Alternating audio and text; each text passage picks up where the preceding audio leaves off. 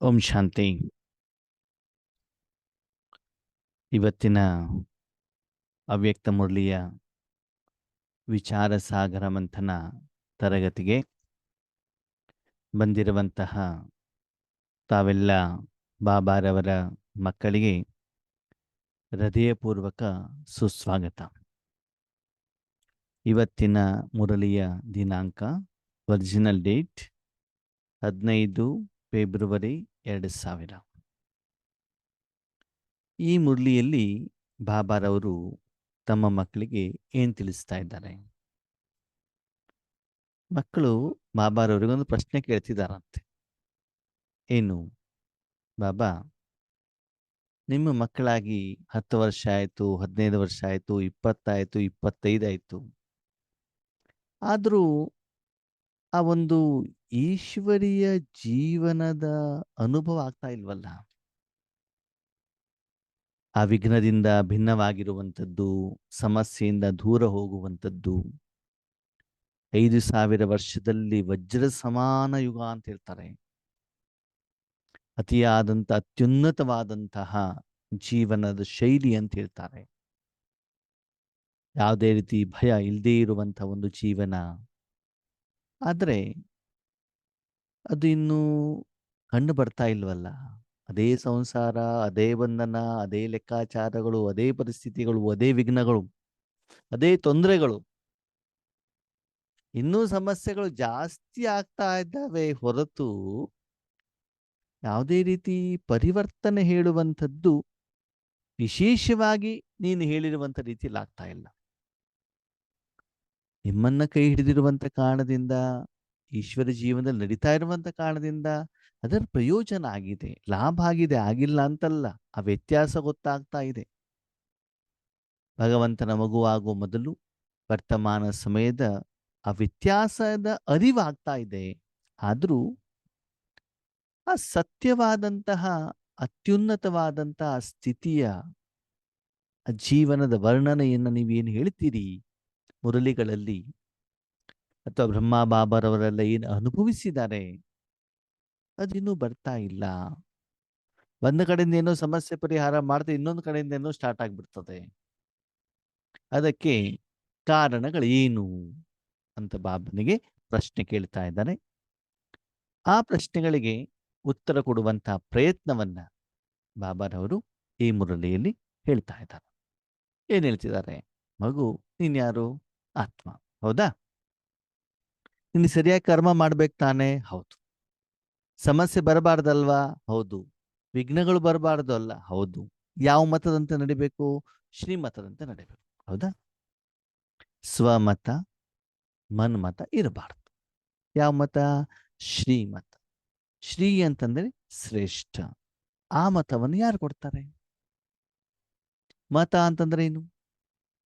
ಯಾವ ಕರ್ಮವನ್ನ ಹೇಗೆ ಮಾಡಬೇಕು ಅಂತ ನಾನು ಒಬ್ಬರ ಹತ್ರ ಸಲಹೆಯನ್ನ ಕೇಳ್ತೇನೆ. ಈ ಕರ್ಮವನ್ನು ಹೇಗೆ ಮಾಡಬೇಕು, ಹೀಗೆ ಮಾಡಬಹುದಾ, ಹೀಗೆ ಮಾಡಬಹುದಾ ಅಂತ ನಾವು ಮತವನ್ನ ಕೇಳ್ತೀವಿ. ಅಥವಾ ಹೇಗೆ ಮಾಡಬೇಕು ಅಂತ ಕೇಳಿದಾಗ ಯಾರು ಮತವನ್ನ ಕೊಡ್ತಾರೋ ಅದರಂತೆ ನಾನು ನಡಿಬೇಕಾಗ್ತದೆ.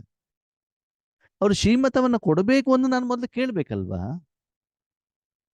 ಕೇಳ್ಬೇಕಾದ ಹೆಂಗಿರ್ಬೇಕು? ಭಗವಂತ ಹೇಳ್ತಾರೆ, ಮನಸ್ಸು ಸ್ವಚ್ಛ, ಬುದ್ಧಿ ಕ್ಲಿಯರ್. ಮನಸ್ಸು ಹೇಗಿರ್ಬೇಕಂತೆ? ಸ್ವಚ್ಛವಾದಂತಹ ಮನಸ್ಸು, ಬುದ್ಧಿ ಕ್ಲಿಯರ್. ನೀವೊಂದು ಸಲ ಆ ಮನಸ್ಸನ್ನ ಪರಮಾತ್ಮನ ಕೈಲಿ ಕೊಟ್ಟಾಗ ಅವನು ಏನ್ ಹೇಳ್ತಾರೋ ಓಕೆ ಹೇಳುವಂತ ಮನೋಭಾವ ಇರಬೇಕೇ ಹೊರತು ಅಲ್ಲಿ ಬೇರೆ ಯಾವುದೇ ರೀತಿಯ ಪ್ರಶ್ನೆಗಳಾಗ್ಲಿ ಅಥವಾ ಆಶ್ಚರ್ಯ ಸೂಚಕ ಚಿಹ್ನೆಗಳಾಗ್ಲಿ, ಕೋಮ ಆಗ್ಲಿ, ಸಂಶಯಗಳಾಗ್ಲಿ ಇರಕೂಡದು. ನಂಬರ್ 1. ಅಷ್ಟು ಮನಸ್ಸನ್ನು ಕ್ಲೀನಾಗಿ ಇಡಬೇಕು. ನಂಬಿಕೆ, ವಿಶ್ವಾಸ, ನಿಶ್ಚಯ. ಎರಡನೇದು, ಭಗವಂತ ಶ್ರೀಮತವನ್ನ ಕೊಟ್ಟ ಮೇಲೆ ಬಾಬನಿಂದನೇ ಬಂದಿರೋದಾ ಅದು ಮತ, ಅಥವಾ ನಿಮ್ಮ ಮನಸ್ಸು ಕೊಟ್ಟಿರೋದಾ, ಅಥವಾ ಮಾಯೆ ಕೊಟ್ಟಿರೋದಾ, ಅದು ಭೂತ ಪ್ರೇತಾತ್ಮಗಳು ಕೊಟ್ಟಿರೋದಾ, ಗೂಗಲ್ ಯೂಟ್ಯೂಬ್ ಕೊಟ್ಟಿರೋದಾ? ಹೇಳುವಂಥ ವ್ಯತ್ಯಾಸ ನಿಮಗೆ ಸ್ಪಷ್ಟವಾಗಿ ಗೊತ್ತಾಗಬೇಕು. ಬುದ್ಧಿಯ ಕ್ಲಿಯರ್ನೆಸ್. ಅದಕ್ಕೆ ಭಗವಂತ ಒಂದು ಸುಂದರವಾದ ಮಾತನ್ನು ಹೇಳ್ತಾರೆ. ಮಗು, ಮಹಾಭಾರತ ಯುದ್ಧದಲ್ಲಿ ಎಲ್ಲರ ಸಂಹಾರ ಆದಮೇಲೆ ಕೊನೆಯಲ್ಲಿ ದುರ್ಯೋಧನ ಸಂಹಾರ ಇರ್ತದೆ. ಅವಾಗ ದುರ್ಯೋಧನ ಭೀಮನನ್ನು ಆಯ್ಕೆ ಮಾಡ್ತಾನೆ, ನಾನು ಇವನ ಜೊತೆಗೆ ಯುದ್ಧ ಮಾಡ್ತೇನೆ ಅಂತ. ಈ ಎಲ್ಲ ಕರ್ಮದ ಮೊದಲು ಭೀಮ ಶ್ರೀಕೃಷ್ಣನ ಆಶೀರ್ವಾದವನ್ನು ಪಡ್ಕೊಂಡಿರ್ತಾನೆ. ಮೊದಲು ಅರ್ಜುನ ಶ್ರೀಕೃಷ್ಣನಲ್ಲಿ ಹೋಗಿ ದ್ವಾರಕೆಯಲ್ಲಿ ಶ್ರೀಕೃಷ್ಣ ನಮ್ಮ ಪರವಾಗಿ ಯುದ್ಧ ಮಾಡಬೇಕು ಅಂತ ಅಂದಾಗ ಶ್ರೀಕೃಷ್ಣ ಜೊತೆಯಲ್ಲೇ ಇದ್ದಾನೆ, ಪಾಂಡವರ ಜೊತೆಯಲ್ಲಿ ಇದ್ರೂ ಕೂಡ ಪ್ರತಿಯೊಂದು ಕರ್ಮಕ್ಕೂ ನೀನು ಮತವನ್ನ ತೆಗೆದುಕೊಳ್ಳಲೇಬೇಕು. ನಾವು ಬಾಬನ ಮಕ್ಕಳಾಗ್ಬಿಟ್ಟಿದೀವಿ, ಸೆಂಟರ್ನಲ್ಲೇ ಇರ್ತೀವಿ, ವೈಟ್ ಡ್ರೆಸ್ ಹಾಕೊಂಡಿರ್ತೀವಿ, ಬ್ರಹ್ಮ ಭೋಜನ ತಿಂತಾ ಇರ್ತೀವಿ, ಮತ್ತೆ ಯಾಕೆ ಬಾಬನ ಹತ್ರ ಮತ ತಗೊಳ್ಬೇಕು? ನೋ. ಸಮಯ, ಸಂದರ್ಭ, ವಾತಾವರಣದ ಅನುಸಾರ ಪ್ರತಿಯೊಂದು ಸೆಕೆಂಡಲ್ಲೂ, ಪ್ರತಿಯೊಂದು ಕರ್ಮದಲ್ಲೂ, ಈವನ್ ಈಶ್ವರೀಯ ಸೇವೆಯ ವಿಷಯದಲ್ಲೂ ಕೂಡ ಕರ್ಮ ಭಗವಂತಂದೇ ಆಗಿರಬಹುದು, ಕಾರ್ಯ ಭಗವಂತಂದೇ ಆಗಿರಬಹುದು, ಆ ವಿಷಯದಲ್ಲೂ ಕೂಡ ನೀನು ಪರಮಾತ್ಮನಿಂದ ಪಥವನ್ನ ತೆಗೆದುಕೊಳ್ಳಲೇಬೇಕು. ನಿನ್ನ ಸಫಲತೆಯಿಂದ ಇರಬೇಕು ಅಂತಂದ್ರೆ, ಆ ಕರ್ಮ ಒಳ್ಳೇದಾಗಬೇಕು ಅಂತಂದ್ರೆ. ಹೌದು, ನೀನು ಒಳ್ಳೆ ಕೆಲಸವನ್ನೇ ಮಾಡ್ತಾ ಇರ್ಬೋದು, ದುಷ್ಟರ ಸಂಹಾರನೆ ಮಾಡ್ತಾ ಇರ್ಬೋದು, ಆದರೆ ನಿನ್ನಲ್ಲಿ ಎಷ್ಟೇ ಯೋಗ್ಯತೆ ಶಕ್ತಿ ಇದ್ರೂ ಕೂಡ ಭಗವಂತನ ಕೃಪಾ ಕಟಾಕ್ಷ ಆಶೀರ್ವಾದ ಜೊತೆ ಸಹಯೋಗ ಯುಕ್ತಿ ಇಲ್ಲ ಅಂತಂದ್ರೆ ನಿನಗೆ ಸಫಲತೆ ಸಿಗಲಿಕ್ಕೆ ಸಾಧ್ಯವಿಲ್ಲ.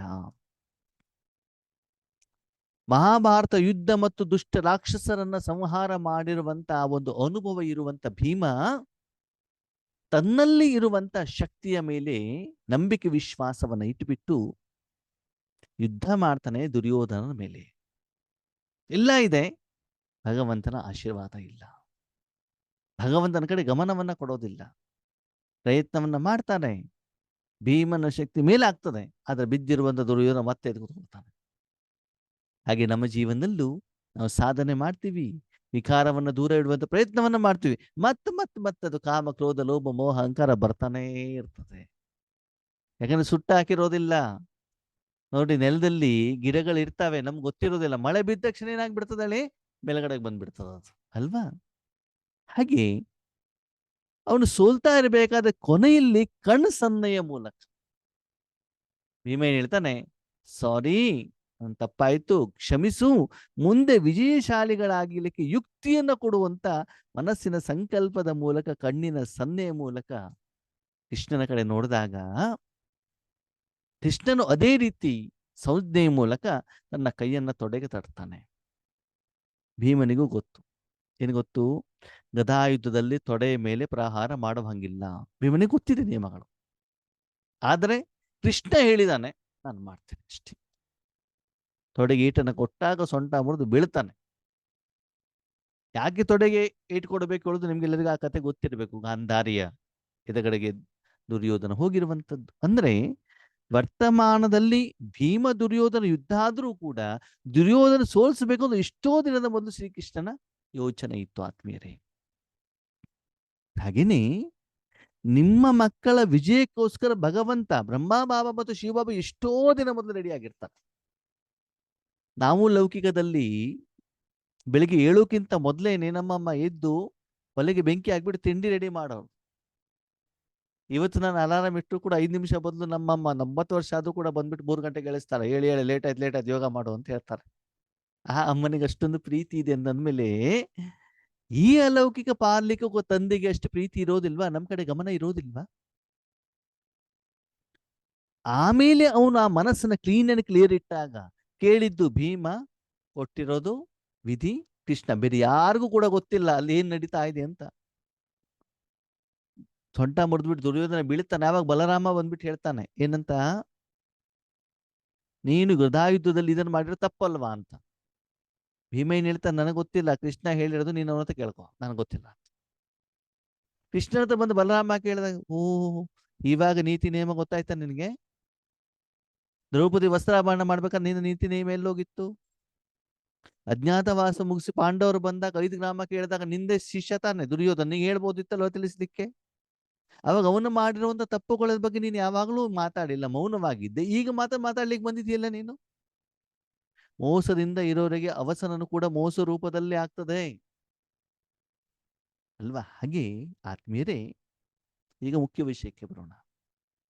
ಇಲ್ಲಿ ನಮ್ಮ ಪ್ರತಿಯೊಂದು ಕರ್ಮಕ್ಕೂ ಕೂಡ ಸಫಲತೆ ಯಾಕೆ ಬರ್ತಾ ಇಲ್ಲ ಅಂತಂದ್ರೆ, ಮಗು, ನಿನ್ನ ಮನಸ್ಸು ಸ್ವಚ್ಛವಾಗಿಲ್ಲ. ಸ್ವಚ್ಛವಾಗಿಲ್ಲ ಅಂತಂದ್ರೆ ಅಂದ್ರೆ ನಿನ್ನ ಆತ್ಮ ಅಷ್ಟೇ ತಾನೇ. ಆತ್ಮದ ಜೊತೆಗೆ ನೀನು ಶರೀರನು ನಾನೇ, ಶರೀರ ನನ್ನದೇ, ಮನೆ ನಂದು, ಕುಟುಂಬ ನನ್ನದು, ಸಂಸಾರ ನಂದು, ನನ್ನ ಮನೆ ಕೆಲಸ ನಾನೇ ಮಾಡಬೇಕು, ನಾನಿಲ್ಲ ಅಂದ್ರೆ ಆಗೋದಿಲ್ಲ, ನಾನು ಮಾಡಿದ್ರೆ ಮಾತ್ರ ಆಗತ್ತೆ, ನಾನೇ ಚೆನ್ನಾಗಿ ಜ್ಞಾನ ಹೇಳ್ತೇನೆ, ನಾನೇ ಚೆನ್ನಾಗಿ ಯೋಗ ಮಾಡ್ತೇನೆ, ನನ್ನಿಂದನೇ ವಿಶ್ವ ಕಲ್ಯಾಣ ಆಗತ್ತೆ. ಈ ನಾನು ನನ್ನದು ಹೇಳುವಂತ ನಿನ್ನದಲ್ಲದ ವಸ್ತು ವ್ಯಕ್ತಿ ವಿಷಯಗಳನ್ನ ನಿನ್ನ ಮನಸ್ಸಿನಲ್ಲಿ ಆ ಆತ್ಮ ಮತ್ತು ಮನಸ್ಸಿನ ಜೊತೆಗೆ ತುಂಬಿಕೊಂಡು ಬಂದಿದೆಯಲ್ಲ, ಇದು ನಿನಗೆ ತಂದೆಯಿಂದ ಯಥಾರ್ಥವಾದಂಥ ಶ್ರೀಮತ ಶಕ್ತಿಯನ್ನ ಪಡ್ಕೊಳ್ಳಿಕ್ಕೆ ಸಾಧ್ಯವಾಗ್ತಾ ಇಲ್ಲ. ಇದು ಮುಖ್ಯವಾದಂಥ ಕಾರಣ. ಅದಕ್ಕೆ ಬಾಬಾ ಹೇಳ್ತಾರೆ, ಫರಿಸ್ತಾ ಭವ, ಎಲ್ಲಾ ಸಂಬಂಧದಿಂದ ಮುಕ್ತನಾಗು. ನಿನ್ನ ನಿರಾಕಾರ ಶಕ್ತಿ ಅಷ್ಟೇ ಬಿಟ್ರೆ ನಿನ್ನ ಐಡೆಂಟಿಟಿ, ನಿನ್ನ ಅಸ್ತಿತ್ವ ಬೇರೆ ಏನೂ ಇಲ್ಲ. ಅದಕ್ಕೆ ಒಂದು ಸುಂದರ ಮಾತನ್ನು ಹೇಳ್ತಾರೆ, ಮಗು, ಬೇರೆ ಏನು ಮಾಡೋದು ಬೇಡ, ಫಾಲೋ ಫಾದರ್. ಯಾವುದು ಫಾಲೋ ಮಾಡಬೇಕು? ಕರ್ಮ ಮಾಡುವಂತ ಸಮಯದಲ್ಲಿ ಬ್ರಹ್ಮ ಬಾಬಾ ಅವರನ್ನ ಫಾಲೋ ಮಾಡು. ಯಾವ ರೀತಿ? ಶಿವಬಾಬಾ ಪ್ರವೇಶ ಆದ ಮೇಲೆ ಅಂತಿಮ ಸಮಯದವರೆಗೂ ಬ್ರಹ್ಮ ಬಾಬಾ ಏನ್ ಮಾಡಿದ್ರು? ಎಲ್ಲವನ್ನ ತ್ಯಾಗ ತ್ಯಾಗ ತ್ಯಾಗ, ತುರಂತದಾನ ಮಹಾಪುಣ್ಯ. ತನು, ಮನ, ಧನ, ಸಮಯ, ಸಂಕಲ್ಪ, ಶ್ವಾಸ, ಕರ್ಮ, ಕರ್ಮೇಂದ್ರಿಯ, ಕರ್ಮದ ಫಲವನ್ನೂ ಕೂಡ ತ್ಯಾಗ ತ್ಯಾಗ ತ್ಯಾಗ ಮಾಡ್ತಾ ಮಾಡ್ತಾ ಮಾಡ್ತಾ ಮಾಡ್ತಾ ಎಲ್ಲವನ್ನು ಪರಮಾತ್ಮ ಮಾಡ್ತಿದ್ದಾರೆ. ಪರಮಾತ್ಮ ಮಾಡ್ತಿದ್ದಾರೆ ಅಂದೇನು ಇಲ್ಲ, ಪರಮಾತ್ಮನನ್ನ ಎದುರುಗಡೆಗೆ ಇಡ್ತಾ ಹೋದ್ರು. ಹಾಗೆ ಕರ್ಮವನ್ನ ಮಾಡಬೇಕಾದ್ರೆ ಏನ್ ಮಾಡಬೇಕು? ಬ್ರಹ್ಮ ಬಾಬಾ ಅವರನ್ನ ಫಾಲೋ ಮಾಡು. ಯಾವುದೇ ಕರ್ಮ ಇಲ್ಲಿ ಲೌಕಿಕ ಅಲೌಕಿಕ ಹೇಳುವಂತ ಭಿನ್ನತೆಯನ್ನು ನೀನು ಮಾಡಬೇಡ. ಆತ್ಮಿಕವಾಗಿ ಆ ಸ್ಥಿತಿಯಲ್ಲಿ ನೀನಿರು. ಇವತ್ತು ಇದೆಲ್ಲ ನನ್ನದು ಅಂತ ನೀನು ಮನಸ್ಸಿನಲ್ಲಿ ಏನ್ ಸೇರಿಸ್ಕೊಂಡಿದೀಯಾ, ಇದು ನಿನಗೆ ದುಃಖದ ಕಾರಣ. ಆ ಮನಸ್ಸಿನಲ್ಲಿ ಅಷ್ಟೆಲ್ಲ ಮೆತ್ಕೊಂಡಿರೋದಕ್ಕೆ ಭಗವಂತ ಹೇಳೋದು ನಿಮ್ಗೆ ಗೊತ್ತಾಗ್ತಾ ಇಲ್ಲ. ಹಂಗಂದ್ರೆ ಅಣ್ಣವ್ರೆ, ಸಿಂಪಲ್. ಮೈ ಮೇಲೆ ಒಂದು 5 ಡ್ರೆಸ್ ಹಾಕೊಳ್ಳಿ, ಅದ್ರ ಮೇಲೆ ಒಂದು ಸ್ವೆಟರ್ ಹಾಕೊಳ್ಳಿ, ಅದ್ರ ಮೇಲೆ ಒಂದು ಜರ್ಕಿನ್ ಹಾಕೊಳ್ಳಿ, ಮತ್ತು ಫ್ಯಾನ್ ಕೆಳಗಡೆ ಕೂತ್ಕೊಳ್ಳಿ. ತಂಪಾಗ್ತದ ಆಗಲ್ವೋ? ಗಾಳಿ ಬೇಕಾಗಿರೋ ಚರ್ಮಕ್ಕೆ ತಾನೆ. ಅಷ್ಟೆಲ್ಲಾ ವಸ್ತುವನ್ನು ಇಟ್ಕೊಂಡು ಫ್ಯಾನ್ ಹಾಕೊಂಡು ಏನು ಪ್ರಯೋಜನ ಹೇಳಿ ನೋಡೋಣ? ಹಾಗೆ ಆತ್ಮದ ಮೇಲೆ ಆ 84 ಜನ್ಮದ ಸಂಸ್ಕಾರವನ್ನ ತುಂಬಿಸ್ಕೊಂಡು ಬಾಬಾ ಬಾಬಾ ಬಾಬಾ ಬಾಬಾ ಅಂತಂದ್ರೆ ಎಲ್ರಿ ಆ ಪರಮಾತ್ಮನ ಶಕ್ತಿ ಸಿಗತ್ತೆ? ಹೆಂಗ್ರಿ ಅರ್ಥ ಆಗತ್ತೆ? ಅವ್ರ ವಿಚಾರವನ್ನು ಹೇಗ್ರಿ ನೀವು ಕ್ಯಾಚ್ ಮಾಡ್ಲಿಕ್ಕಾಗತ್ತೆ? ಹೇಗೆ ಅರ್ಥ ಆಗತ್ತೆ? ಹೇಗೆ ಅನುಭವ ಆಗತ್ತೆ? ಹೇಗೆ ಪ್ರಯೋಜನವಾಗತ್ತೆ? ಹೇಗೆ ಸಫಲತೆ ಸಿಗತ್ತೆ? ಅದಕ್ಕೆ ಮನಸ್ಸನ್ನ ಕೇವಲ ಆತ್ಮಿಕ ಸ್ಥಿತಿಯಲ್ಲಿ. ಎರಡನೇ ವಿಷಯ ಹೇಳ್ತಾರೆ ಬಾಬಾ, ಸ್ಥಿತಿಯ ಸಂದರ್ಭದಲ್ಲಿ, ಈಶ್ವರ್ಯ ಕಾರ್ಯ ಸಂದರ್ಭದಲ್ಲಿ ಶಿವಬಾಬನನ್ನ ಫಾಲೋ ಮಾಡಿ. ಶಿವಬಾಬನ್ ಫಾಲೋ ಮಾಡೋದು ಅಂತಂದ್ರೆ ಏನು ನೋಡಿ? ಪಾಪ ಒಂದೊಂದು ಎಷ್ಟು ಸ್ಟೆಪ್ಪಿನ ಬಗ್ಗೆ ಹೇಳ್ತಿದ್ದಾರೆ. ಮೊದಲು ನಿನ್ನ ದುಃಖಕ್ಕೆ ಕಾರಣ ನಾನು ನನ್ನದು, ಅದ್ಯಾವುದು ನಿಂದಲ್ಲ. ಮೊದಲಿಂದ ಫರಿಸ್ತಾ ದಿಸ್ತಾ ತೆಗೆಯೋದನ್ನ. ಒಂದು ವಿಷಯ ತಿಳ್ಕೊಳ್ಳಿ, ಬಾಬಾ ಏನ್ ಹೇಳ್ತಾರೆ, ಮನೆ ಬಿಟ್ಬಿಡು ಅಂತ ಹೇಳಿಲ್ಲ, ಸಾಧನವನ್ನು ಉಪಯೋಗ ಮಾಡಬೇಡಿ ಅಂತ ಹೇಳಿಲ್ಲ, ಓಕೆ, ಬಟ್ಟೆನ ಹಾಕೊಳ್ಬೇಡಿ, ಊಟ ತಿಂಡಿ ಮಾಡಬೇಡಿ, ನೆಂಟ ಮನೆಗೆ ಹೋಗೋದನ್ನ ನಿಲ್ಲಿಸಿ, ಯಾವುದು ಹೇಳಿಲ್ಲ ಬಾಬಾ. ಹೇಳಿದ್ದೇನು? ಎಲ್ಲವನ್ನ ಮಾಡು, ನಿಯಮದ ಅನುಸಾರ, ಶ್ರೀಮತದ ಅನುಸಾರ. ಅದು ಯಾವುದು ವಸ್ತು ವ್ಯಕ್ತಿ ವಿಷಯಗಳು ನನ್ನದಲ್ಲ ಅಷ್ಟೇ. ಸಂಬಂಧವಾದ ಮಾತು ತೆಗಿ, ರಿಸ್ತಾ ನನ್ನದು ಹೇಳುವಂತ ಸಂಬಂಧವನ್ನು ತೆಗಿ, ಉಪಯೋಗ ಮಾಡು. ಇವಾಗ ಉದಾಹರಣೆಗೆ, ಇವಾಗ ನಾನು ಮಾತಾಡ್ತಿದ್ದೆ ಮೈಕ್ ನಂದ ಇಲ್ಲ, ಯಾರೋ ಬಾಬನ್ ಮಕ್ಕಳು ಕೊಡ್ಸಿರೋದು, ಬಾಬಾ ಕೊಡ್ಸಿರೋದು. ಕಂಪ್ಯೂಟರ್ ಯೂಸ್ ಮಾಡ್ತೀನಿ, ನಂದ ಅಲ್ಲ, ಯಾರೋ ಕೊಡ್ಸಿರೋದು. ಇವಾಗ ಬಟ್ಟೆ ನಾನು ಖರೀದಿ ಮಾಡಿರುವಂತ ನನಗೆ ಅಹಂಕಾರ ಇಲ್ವೇ ಇಲ್ಲ, ಯಾಕೆ ನಾನು ಖರೀದಿ ಮಾಡೇ ಇಲ್ಲ. ಯಾಕೆ? ನಾವು ಸೇವಾ ಕೇಂದ್ರಗಳಿಗೆ ಹೋದಾಗ ಅಲ್ಲಿ ಯಾರೋ ಗಿಫ್ಟ್ ಕೊಟ್ಟಿರೋದು, ಯಾರು ಕೊಟ್ಟಿರೋದು ಅಂತ ನನ್ನ ನೆನಪಿಲ್ಲ. ಯಾವಾಗ ನಾನು ಖರೀದಿ ಮಾಡಿಲ್ಲ, ನಂದೊಂದು ಹೆಂಗ್ ಗೊತ್ತಾಗತ್ತದು? ಹೆಂಗ್ ಬರುತ್ತೆ ನನ್ನ ಭಾವ? ಸರಿ, ಯಾವ ಮನೆಯಲ್ಲಿ ನಾನಿದ್ದೇನೋ, ಈ ಮನೆ ನಾನು ಕಟ್ಟಿದ್ದೆ ಅಲ್ಲ, ಯಾರು ಕಟ್ಟಿದ್ದು ಗೊತ್ತೇ ಇಲ್ಲ. ನಾವು ನಂದು ಹೇಳುವಂತ ಭಾವ ಇಲ್ಲಿಂದ ಬರ್ತದೆ ಹೇಳಿ ನೋಡೋಣ? ಅದಕ್ಕಾಗಿ ಈ ಪ್ರಪಂಚದಲ್ಲಿ ನನ್ನದು ಹೇಳುವಂತ ಒಂದು ಭಾವವನ್ನ ನೀನು ಮನಸ್ಸಿನಲ್ಲಿ ಇಟ್ಟಾಗ ಅದರಲ್ಲಿರು ಎಲ್ಲ ವಿಕಾರಗಳು ನಿನ್ಮೇಲೆ ಬರ್ತವೆ. ಎಷ್ಟು ಸುಂದರವಾದ ಉದಾಹರಣೆಯನ್ನು ಕೊಡ್ತಾರೆ ಬಾಬಾ, ಇದೆಲ್ಲದಿಂದ ಡಿಟ್ಯಾಚ್. ಅದು ಹೆಂಗೆ? ಸಿಂಪಲ್. ಬಾಬಾ ಉದಾಹರಣೆ ಕೊಡ್ತಾರೆ. ಶಿವಬಾಬಾ ಪರಮಧಾಮದಿಂದ ಇಲ್ಲಿಗೆ ಬರ್ತಾರೆ. ಸ್ಪಷ್ಟವಾಗಿ ಕೇಳ್ತಾ ಹೋಗಿ ಆತ್ಮೀಯರೇ, ಪರಮಧಾಮದಿಂದ ಕೆಳಗಡೆಗೆ ಬರ್ತಾರೆ. ಆ ಭಗವಂತ 3 ಲೋಕದ ಒಡೆಯ. ಯಾರು? ಮೂರು ಲೋಕದ ಒಡೆಯ ಯಾವ ಸೆಕೆಂಡಿನಲ್ಲಿ ಮೂರು ಲೋಕದಲ್ಲಿ ಎಲ್ಲಿ ಬೇಕಾದರೂ ಅವನಿಗೆ ಹೋಗುವಂತ ಅಧಿಕಾರ, ಶಕ್ತಿ, ಯೋಗ್ಯತೆ ಇದೆ. ಯಾವುದೇ ವಸ್ತುವನ್ನ, ವ್ಯಕ್ತಿಯನ್ನು ಉಪಯೋಗ ಮಾಡ್ಲಿಕ್ಕೆ ಅವನು ಯಾರ ತಾನು ಪರ್ಮಿಷನ್ ತೆಗೆದುಕೊಳ್ಳುವಂತ ಅವಶ್ಯಕತೆ ಇಲ್ಲ. ಅಷ್ಟು ಯೋಗ್ಯತೆ ಅವನಲ್ಲಿ ಇದೆ. ವಿಶ್ವವನ್ನು ಬಾಬಾ ಹೇಳ್ತಾನೆ, ನನ್ನ ಹತ್ರ ಒಂದು ಸೆಕೆಂಡ್ ನಲ್ಲಿ ಪೂರ್ತಿ ವಿಶ್ವವನ್ನು ನಾನು ಪರಿವರ್ತನೆ ಮಾಡುವಂತ ಶಕ್ತಿ ಬಾಬಾನಲ್ಲಿದೆ. ಒಂದೇ ಒಂದು ಸೆಕೆಂಡ್ ನಲ್ಲಿ ಪೂರ್ತಿ ವಿಶ್ವವನ್ನು ಸತ್ಯಗೋನಾಗಿ ಮಾಡಿಬಿಡ್ಬೋದಂತೆ. ಆದರೆ ಮಕ್ಕಳ ಭಾಗ್ಯ ಬರಲಿ ಅಂತ ಹೇಳ್ಬಿಟ್ಟು ಏನ್ ಮಾಡ್ತಾರೆ, ತಂದೆ ಮಕ್ಕಳ ಮೂಲಕ ಮಾಡ್ತಾ ಇದ್ದಾರೆ. ಮಡಿಲಲ್ಲಿ ಎತ್ಕೊಂಡಿರುವಂತ ತಂದೆ ₹100 ದೇವರ ಡಬ್ಬಿಯಲ್ಲಿ ಹಾಕಬೇಕಾದ ತಂದೆ ಜೋಬಿಂದು ಪರ್ಸಿನ ತನ್ನ ಸಂಪಾದನೆ.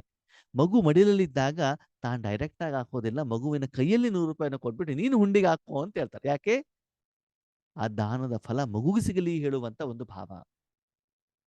ಆ ಪರಮಾತ್ಮ ವಿಶ್ವ ಕಲ್ಯಾಣಕ್ಕೋಸ್ಕರ ಭೂಮಿಗೆ ಬರ್ತಾರೆ, ಬಂದು ವಿಶ್ವ ಕಲ್ಯಾಣದ ಕೆಲಸವನ್ನ ಮಾಡ್ತಾರೆ. ಆದ್ರೆ ಎಂದೂ ಕೂಡ ವಿಶ್ವದಿಂದ ಏನನ್ನೂ ತೆಗೆದುಕೊಳ್ಳುವುದಿಲ್ಲ. ಮೊದಲನೇದು, ಏನು ತೆಗೆದುಕೊಳ್ಳೋದಿಲ್ಲ. ತೆಗೆದುಕೊಳ್ಳಬೇಕು ಒಂದು ಇಚ್ಛೆ ಭಾವನೂ ಅವನಿಗೆ ಇಲ್ಲ, ಅದರ ಅವಶ್ಯಕತೆನೂ ಇಲ್ಲ. ನಂಬರ್ 1, ಏನು ತೆಗೆದುಕೊಳ್ಳೋದಿಲ್ಲ, ತೆಗೆದುಕೊಳ್ಬೇಕಂದ್ರೆ ಇಚ್ಛೆ ಇಲ್ಲ.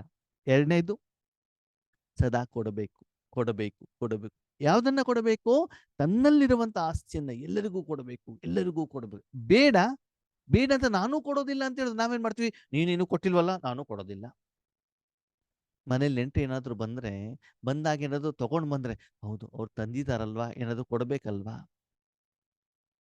ಮದುವೆ ಮನೆಗೆ ಹೋದಾಗ ಅವ್ರೇನಾದ್ರು ಗಿಫ್ಟ್ ಕೊಟ್ಟ, ಹೌದು ನಮ್ಮನೆ ಮದುವೆಗೆ ಅವ್ರು ಗಿಫ್ಟ್ ಕೊಟ್ಟಿದ್ರಲ್ವಾ, ನಾವು ಕೊಡ್ಬೇಕಲ್ವಾ. ಅಂದ್ರೆ ಅವ್ರೇನ್ ತರ್ತಾರೆ ಹೇಳುದ್ರ ಮೇಲೆ ನಾವೇನು ಕೊಡಬೇಕು ಅಂತ ನಾವು ಯೋಚನೆ ಮಾಡ್ತೀವಿ ಆತ್ಮೀಯರೇ. ಅಲ್ಲೂ ಹೋಗೋದು ನಮಗೇನು ಲಾಭ ಅಂತ ನಾವು ಯೋಚನೆ ಮಾಡ್ತೀವಿ. ಆದ್ರೆ ಶಿವಬಾಬಾ ಏನೂ ಬೇಡ, ಅವನಿಗೆ ಎಲ್ಲವನ್ನು ಕೊಡ್ತಾನೆ. ಓಕೆ, ಎರಡನೇದು. ಮೂರನೇದು, ಮೂರು ಲೋಕದ ಒಡೆಯನಿದ್ರು ಕೂಡ ಎಂದೂ ನನ್ನದು ಹೇಳುವಂತಹ ಲೋಭ ಮೋಹ ಅವನಲ್ಲಿ ಇಲ್ಲ. ಪ್ರಪಂಚದ ಒಳ್ಳೆಯದೂ ನಂದಲ್ಲ, ಕೆಟ್ಟದ್ದೂ ನಂದಲ್ಲ, ಪೂರ್ತಿ ವಿಶ್ವನೇ ನಂದು, ಮಕ್ಕಳು ನನ್ನವರೇ, ಎಲ್ಲರೂ ಪರಿವಾರ, ಅದ ಯಾರೂ ನನ್ನವರಲ್ಲ ಹೇಳುವಂತ ಒಂದು ಭಾವ. ಪರಂಧಾಮದಿಂದ ಇಲ್ಲಿಗೆ ಬರ್ತಾರೆ. ಪ್ರಪಂಚ ಇಷ್ಟು ವಿಕಾರವಾಗಿದೆ, ಅದು ಒಂದೇ ಒಂದು 0.001% ಆ ವಿಕಾರದ ಪ್ರಭಾವ ಆ ಆತ್ಮನ ಮೇಲೆ ಆಗೋದಿಲ್ಲ. ಅಲ್ಲಿ ಮನಸ್ಸು ಬುದ್ಧಿಯನ್ನು ಇಡೋದಿಲ್ಲ ಭಗವಂತ. ಯಾಕೆ ಆಗೋದು ಅದ ಮೇಲೆ ಇಡೋದಿಲ್ಲ. ಬಂದುಬಿಟ್ಟು ಅವನ ಕೆಲಸವನ್ನು ಅವನು ಮಾಡ್ಕೊಂಡು ಹೋಗ್ತಾನೆ ಅಷ್ಟೇ. ಅವನ ಎದುರುಗಡೆ ಯಾರು ಬೇಕಾದ್ರೂ ಕೂಗ್ಲಿ, ಬಬ್ಬೆ ಹೊಡಿಲಿ, ತಪ್ಪು ಕೆಲಸವನ್ನ ಮಾಡಲಿ, ಏನು ಮಾಡಿದ್ರು ಕೂಡ ಸಾಕ್ಷಿಯಾಗಿ ನೋಡ್ತಾರೆ ಹೊರತು ಅದರ ಪ್ರಭಾವದಲ್ಲಿ ಅವನು ಬರೋದಿಲ್ಲ. ಶಿವಬಾಬಾ ತನ್ನ ಏನು ಕರ್ತವ್ಯ ಇದೆ, ಶಕ್ತಿಯನ್ನು ಕೊಡಬೇಕು, ಜ್ಞಾನವನ್ನ ತಿಳಿಸಬೇಕು, ಸರಿದಾರಿ ಕರ್ಕೊಂಡು ಹೋಗ್ಬೇಕು ಹೇಳುವಂತ ಭಾವ ಮಾತ್ರ. ನಾನು ಹೇಳ್ದಂಗ ಮಕ್ಕಳು ನಡೆದಿದ್ದಾರೋ, ಒಂದು ನಡೆದಿಲ್ಲ ಅಂದ್ರೆ ಅವ್ರಿಗೆ ಶಿಕ್ಷೆ ಕೊಡಬೇಕು, ಅವ್ರಿಗೆ ಏಟು ಕೊಡಬೇಕು, ಅವ್ರಿಗೆ ಸಮಸ್ಯೆ, ಆ ಭಾವನೂ ಅವನಲ್ಲಿಲ್ಲ. ಹೌದು ತಾನೆ? ಹಾಗೆ ಆ ಭಾವ ನಮ್ಮಲ್ಲಿದೆಯಾ?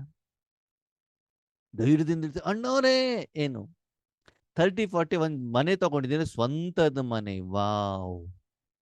30-40 ಒಂದು ಸ್ವಂತ ಮನೆ ತಗೊಂಡಿದ್ದಾಗ ನಂದಾಗ್ಬಿಡ್ತು. ಅವ್ರು ಮೂರು ಲೋಕದ ಒಡೆಯ, ನಂದು ಏನು ಇಲ್ಲ ಹೇಳ್ತಾನೆ. ಏನ್ ಹೇಳ್ತಾನೆ ಗೊತ್ತಾ? ಒಂದು ಬಾಬಾ ಎಷ್ಟು ಸುಂದರವಾದ ಮಾತನ್ನು ಹೇಳ್ತಾರೆ. ಸ್ಥಿತಿ ಮೇ ನಿರಾಕಾರಿ ಶಿವ ಬಾಬಾ ಕೋ ಫಾಲೋ ಕರ್ನಾ ಹೈ. ಎಲ್ಲ ಇರುವಂತ ಶಿವ ಬಾಬಾ ಹೇಳ್ತಾರೆ, ನನಗೆ ಆಕಾರನೇ ಇಲ್ಲ, ನಾನು ನಿರಾಕಾರ, ನನಗೆ ಆಕಾರ ಇಲ್ಲ, ಇನ್ನು ಉಳಿದಿದ್ದಲ್ಲಿ ನಂದು ಅಂತ ನಾನು ಹೆಂಗೆ ಹೇಳಿ?